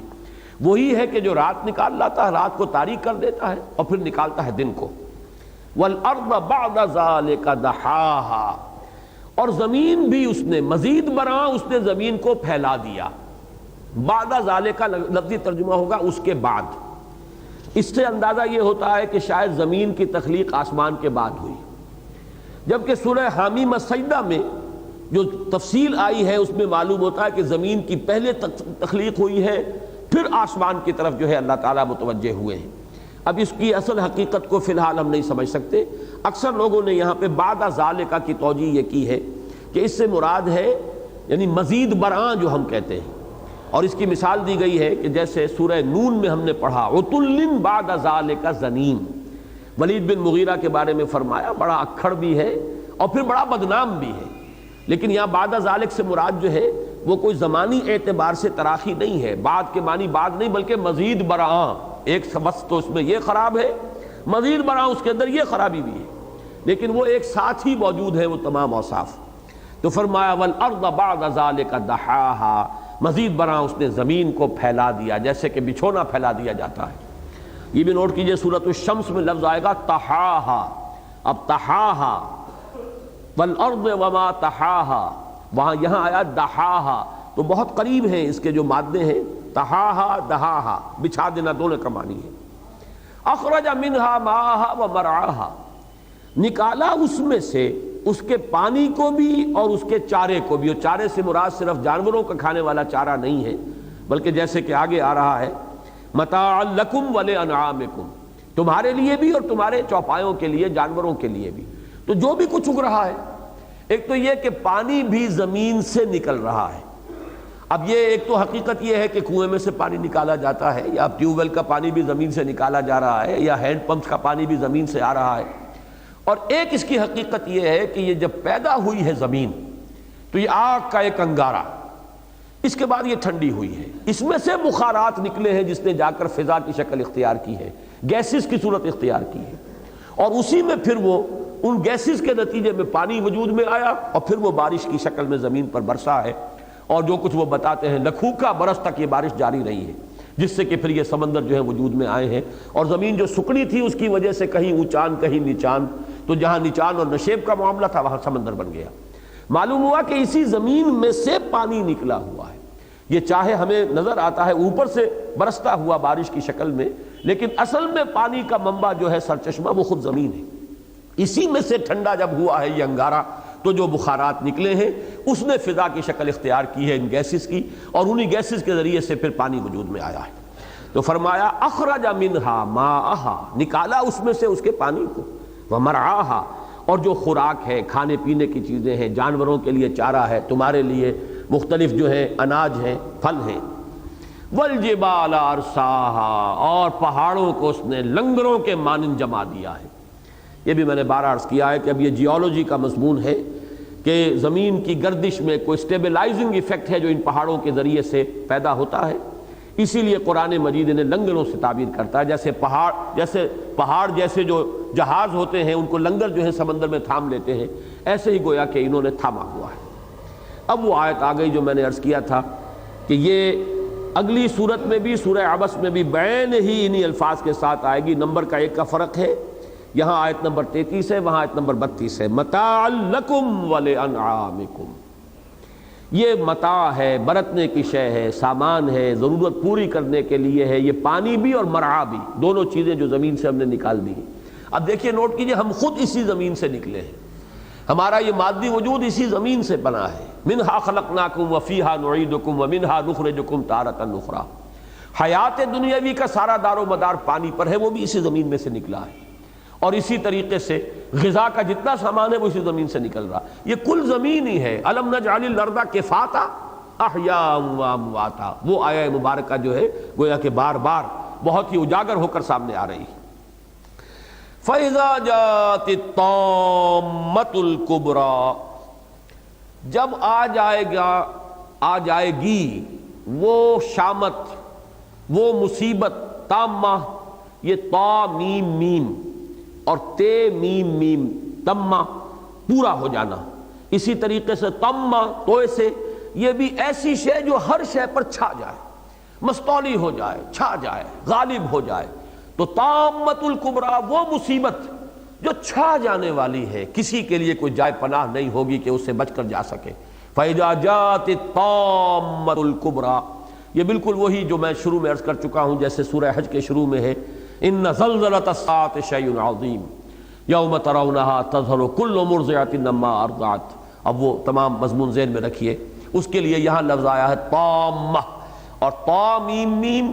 کوئی ایسی مصیبت کہ جو چھا جائے اور جس سے بچنے کی کسی کے پاس کوئی جگہ، کوئی شکل، کوئی پناہ گاہ نہ ہو۔ فَإِذَا جَاءَتِ الطَّامَّةُ الْكُبْرَى يَوْمَ يَتَذَكَّرُ الْإِنسَانُ مَا سَعَى، وہ دن کہ جس دن پھر انسان یاد کرے گا۔ مجھے ایک لفظ بڑا پسند ہے ہندی زبان کا، یہ شاہ عبد القادر صاحب نے سورۃ الفجر کے ترجمے میں جہاں وہ آیت آئی ہے یومئذ یتذکر الانسان وانیٰ لہ الذکریٰ، وہاں لفظ چیتنا استعمال کیا۔ یہ چیتا پنجابی کا بھی ہے لیکن اصل میں یہ ہندی کا لفظ ہے۔ اس دن چیتے گا انسان، اور کس کام کا اس کا چیتنا؟ یوم یتذکر الانسان وانیٰ لہ الذکریٰ، یومئذ یتذکر الانسان وانیٰ لہ الذکریٰ، اس دن چیتے گا انسان، اب یاد آئے گا میں نے کیا کیا، کہاں زندگی گزاری، کہاں اپنے، جس کو کہ اس حدیث میں آیا ہے کہ لن تزولا قدم ابن آدم، ہل نہیں سکیں گے ابن آدم کے قدم جب تک کہ 5 چیزوں کا حساب نہ لے لیا جائے، حتی یسأل عن 5، عن عمرہ فیما افناہ وعن شبابہ فیما ابلاہ، عمر کا حساب لیا جائے گا، کہاں فنا کی، کہاں گنوائی، کہاں خرچ کی، 80 برس دیے تھے، 70 برس دیے تھے، 60 برس دیے تھے، کہاں گوائے، کہاں گلائے، اور خاص طور پر شباب، جوانی، امنگوں کا دور، قوت کا دور، وہ کہاں صرف کی، وعن شبابہ فیما ابلاہ وعن مالہ من این اکتسبہ وفیما انفقہ، مال کا حساب دو، پائی پائی کا کہاں سے کمایا تھا، حلال سے کہ حرام سے، کہاں خرچ کیا تھا، علل و تللوں میں، عیاشیوں میں، یا یہ کہ ادائے حقوق میں، اللہ کا حق ادا کرنا، بندوں کا حق ادا کرنا، اپنے نفس کا بھی حق ادا کرنا، اور اما عمل فیما علم، 5واں سوال، جو علم حاصل ہوا اس میں عمل کتنا کیا۔ جب تک ان 5 سوالوں کے جواب نہیں دیں گے ہل نہیں سکیں گے۔ تو فرمایا یوم یتذکر الانسان ما سعی، اس دن یاد کرے گا انسان، ہر چیز آئے گی، جیسے پردہ اسکرین پر سب کچھ آ جاتا ہے، ایسے ہی وہ تمام ایک ایک لمحہ جو ہے گزرا ہوا وہ آنکھوں کے سامنے آ جائے گا۔ جیسے سورہ کہف میں نقشہ کھینچا گیا ووضع الکتاب فتری المجرمین مشفقین مما فیہ ویقولون یا ویلتنا ما لہذا الکتاب لا یغادر صغیرۃ ولا کبیرۃ الا احصاہا، وہ اعمال نامہ لا کر رکھ دیا جائے گا، اور یہ لا کر رکھ دیا جائے گا جو ہے اس سے اندازہ ہوتا ہے کوئی بہت بڑا کمپیوٹر ہوگا، کوئی بڑا ہی جوائنٹ کمپیوٹر، اور اس میں معلوم ہوگا کہ ہر فرد کی فلم بھی موجود ہے پوری زندگی کی،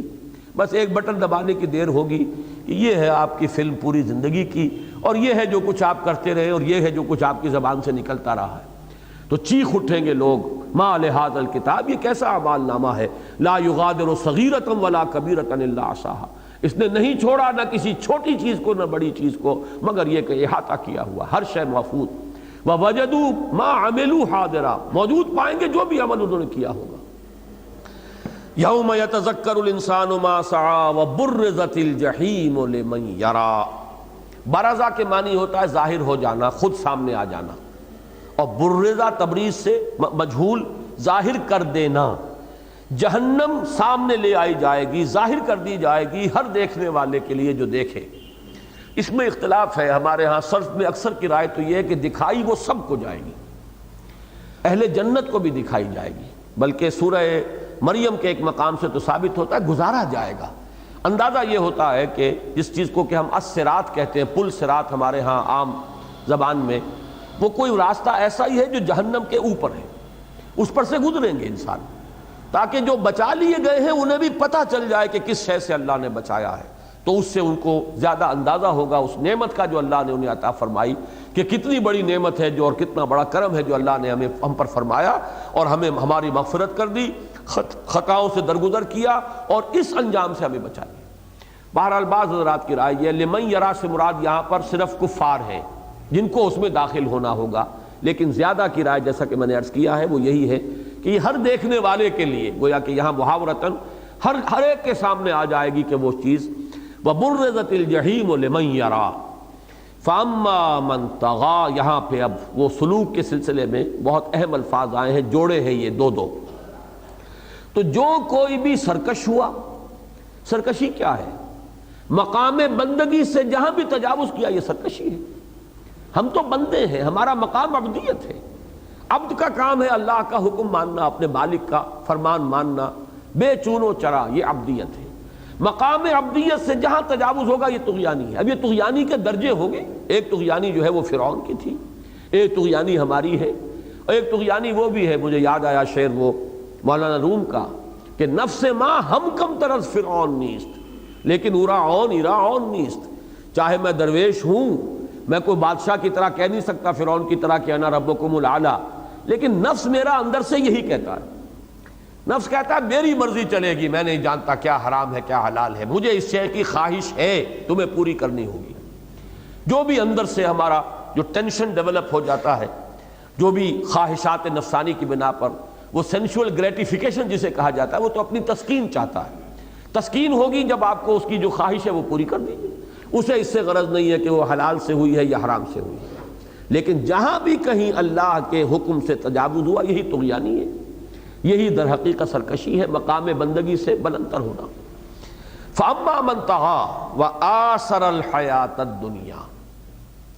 یہ ہے عملی شکل اس کی۔ طغیانی یہ تو ایک نفس کی کیفیت ہے، اندر سے، نفس ما ہم کم طرز فرعون نیست، اندر سے یہ طغیانی، یہ سرکشی ابھرتی ہے، لیکن اس کی شکل جو بنتی ہے دنیا میں ظاہری عمل کے اندر، وَآثَرَ الْحَيَاةَ الدُّنْيَا، اس نے دنیا کی زندگی کو ترجیح دی، آخرت پر، آخرت کو پیچھے کیا، بما قدم وأخر، آخرت کو پیچھے ڈالا، دنیا کو آگے کیا۔ چاہتا تو آخرت کو بھی ہے، لیکن اس کے لیے تو یہ ہے کہ تمنائیں ہیں، امانی ہے، اللہ بخش دے گا، اللہ بڑا غفور ہے، بڑا رحیم ہے، بڑا کریم ہے۔ 100 طرح کے لوگوں نے جو ہے اس کے لیے اپنے دل کو اطمینان دینے کے ذرائع جو ہے تلاش کر لیے ہیں، لیکن نتیجہ کیا نکلتا ہے؟ بل تؤثرون الحیاۃ الدنیا والآخرۃ خیر وابقیٰ، تم دنیا کی زندگی کو ترجیح دیتے ہو جبکہ آخرت بہتر بھی ہے اور باقی رہنے والی ہے۔ بس اسی میں اصل فیصلہ ہے، طرز عمل یہ ہے ہر معاملے میں کہ کس شے کو مقدم رکھا، کس کو مؤخر کیا، بما قدم واخر، کس چیز کو آگے کیا، کس چیز کو پیچھے کیا۔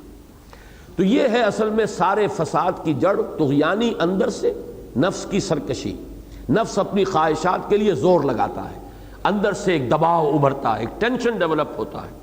جو اپنی گریٹیفیکیشن چاہتا ہے، تسکین چاہتا ہے، اور جو دنیا کے اندر عمل میں جو اس کا نتیجہ نکلے گا وہ یہ کہ آخرت پیچھے،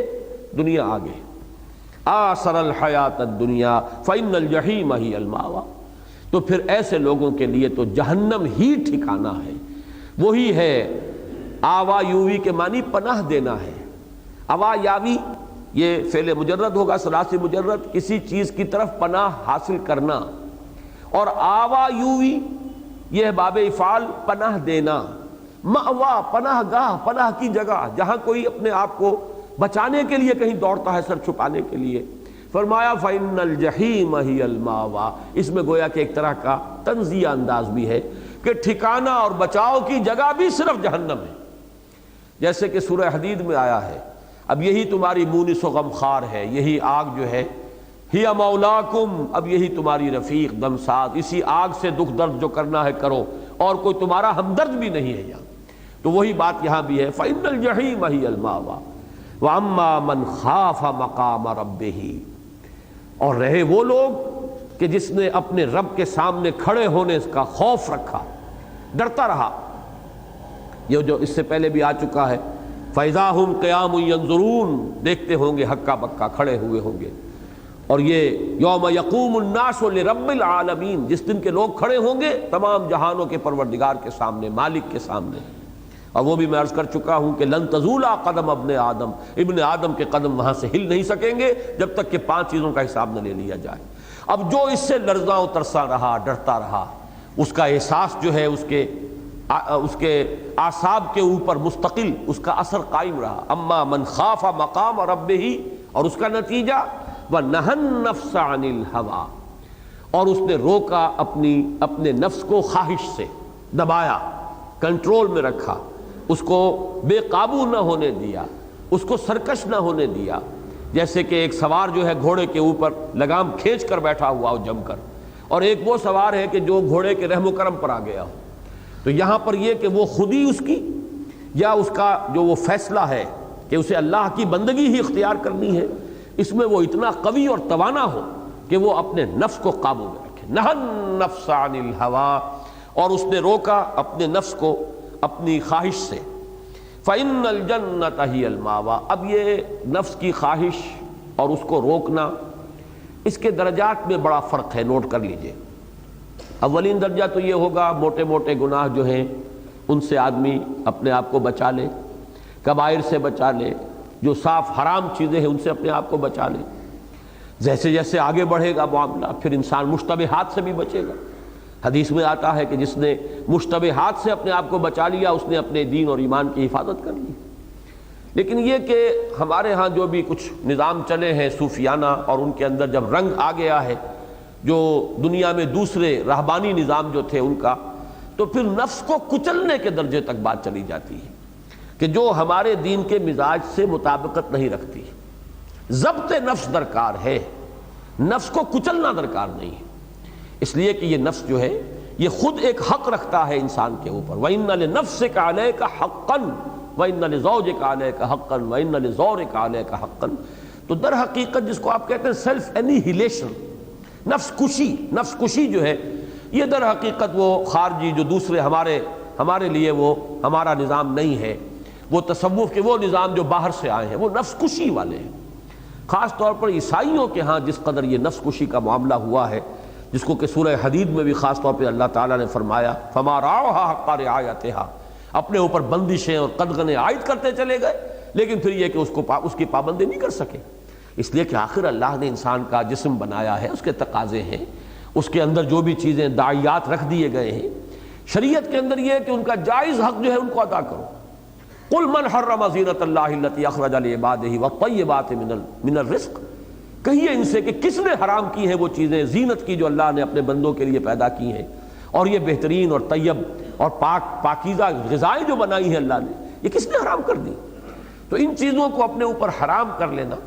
ایک دوسری بات یہ ہے کہ ایک حالات میں فرق ہوگا، اور یہ اگلے جمعے میں میری اصل میں تقریر کا یہی موضوع ہوگا. سورہ نساء میں کی جو آیات کے حوالے سے اس مرتبہ بات اجمالاً آئی اور اس میں مغالطے کا امکان تھا، وہ انشاءاللہ اگلے جمعے میں تفصیل سے میں بیان کروں گا کہ دو حالات مختلف ہیں. ایک یہ ہے کہ دین غالب ہے، جہاں آپ رہ رہے ہیں دین کا نظام قائم ہے. اب یہاں آپ کو سہولت ہے، وہ نظام قائم ہے، حکومت ہے، اس حکومت کے ذمے ہے آگے تبلیغ اور اس کا پھیلانا.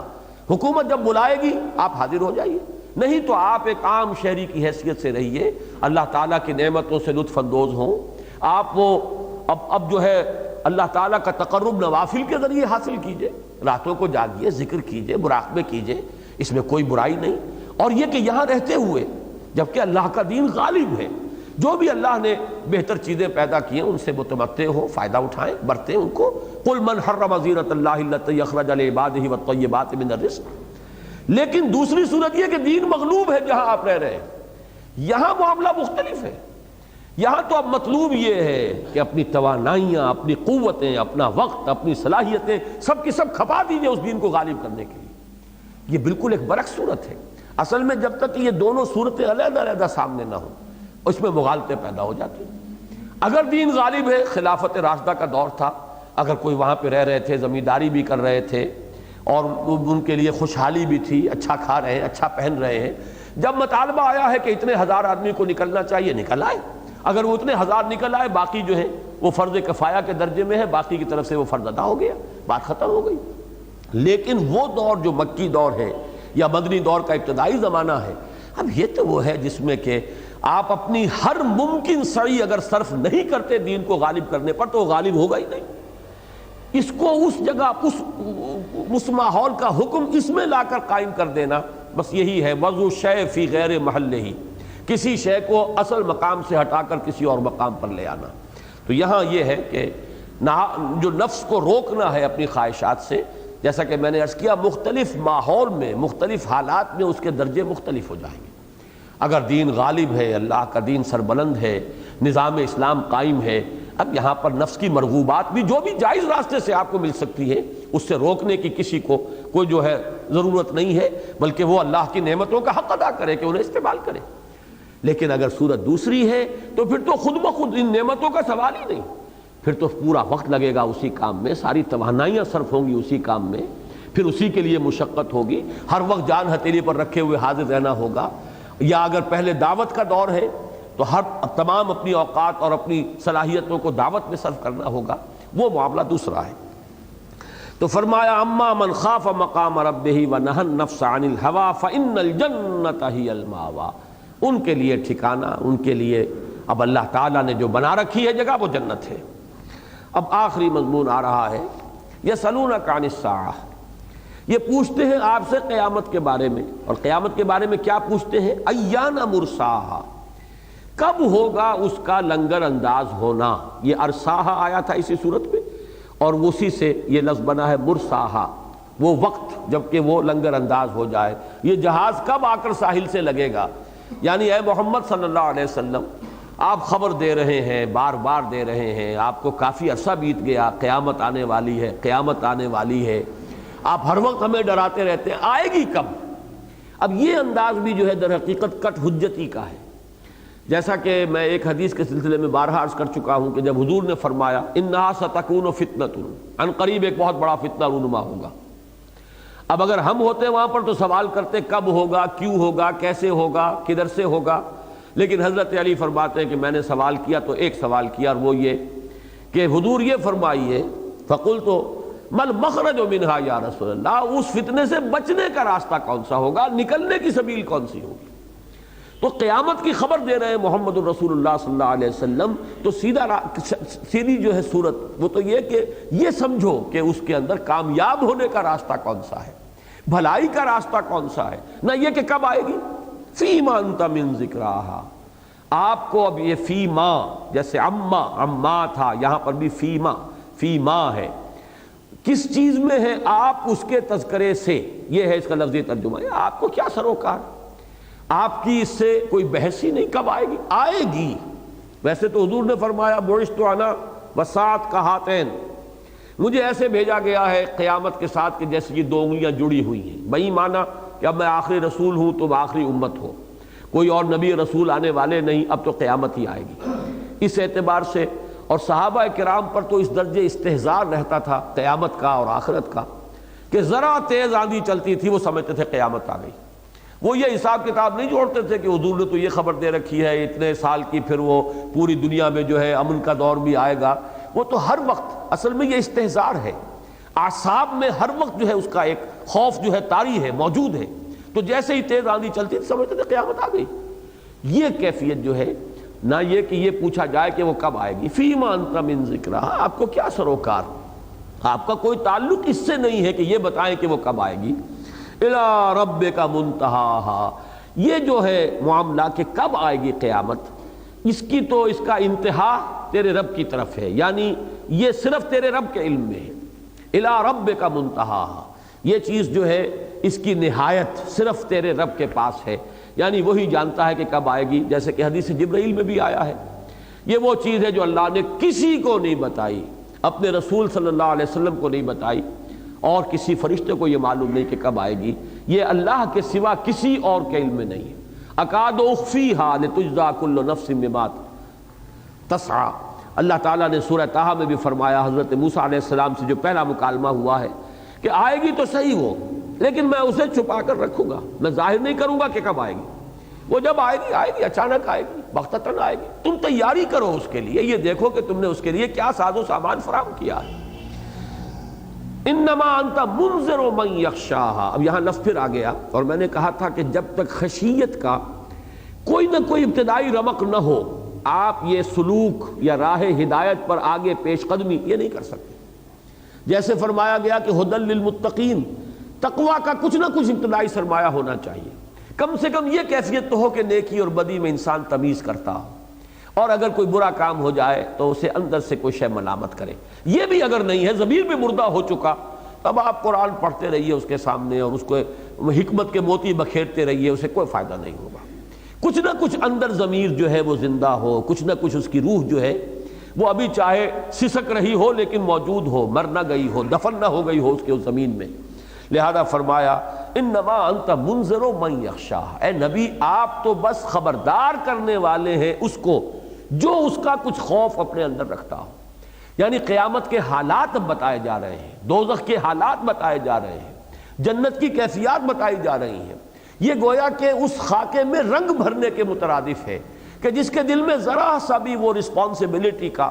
اور وہ اکاؤنٹیبلٹی اور اللہ تعالیٰ کے سامنے کھڑے ہونے کا احساس ہو. اب جب یہ تمام چیزیں معلوم ہوں گی کہ جہنم میں یہ کچھ بھی ہے اور یہ سختیاں بھی ہیں اور یہ شدائد بھی ہیں اور یہ مصائب بھی ہیں جن کا کہ تذکرہ کیا جا رہا ہے، تو اس سے ان کے خوف میں اضافہ ہوگا. جیسے کہ میں نے عرض کیا تھا، جیسے جیسے معرفت بڑھے گی خشیت میں اضافہ ہوتا چلا جائے گا. اور یہ جو خشیت جس کے اندر تھوڑی سی بھی ہے اس کو قرآن مجید کی ان آیات اور ان صورتوں کو پڑھتے ہوئے لرزہ طاری ہوگا، کانپیں گے، اور یہ چیز جو ہے وہ ان کے اندر مزید نیکی کی طرف ایک عملی پیشرفت جو ہے اس کا ذریعہ بن جائے گی. کأنہم یوم یرونہا لم یلبسوا الا عشیۃ او ضحاہا، ایسے ہوں گے وہ جس دن کے اسے دیکھیں گے کہ نہیں رہے مگر ایک شام یا اس کی صبح بھی.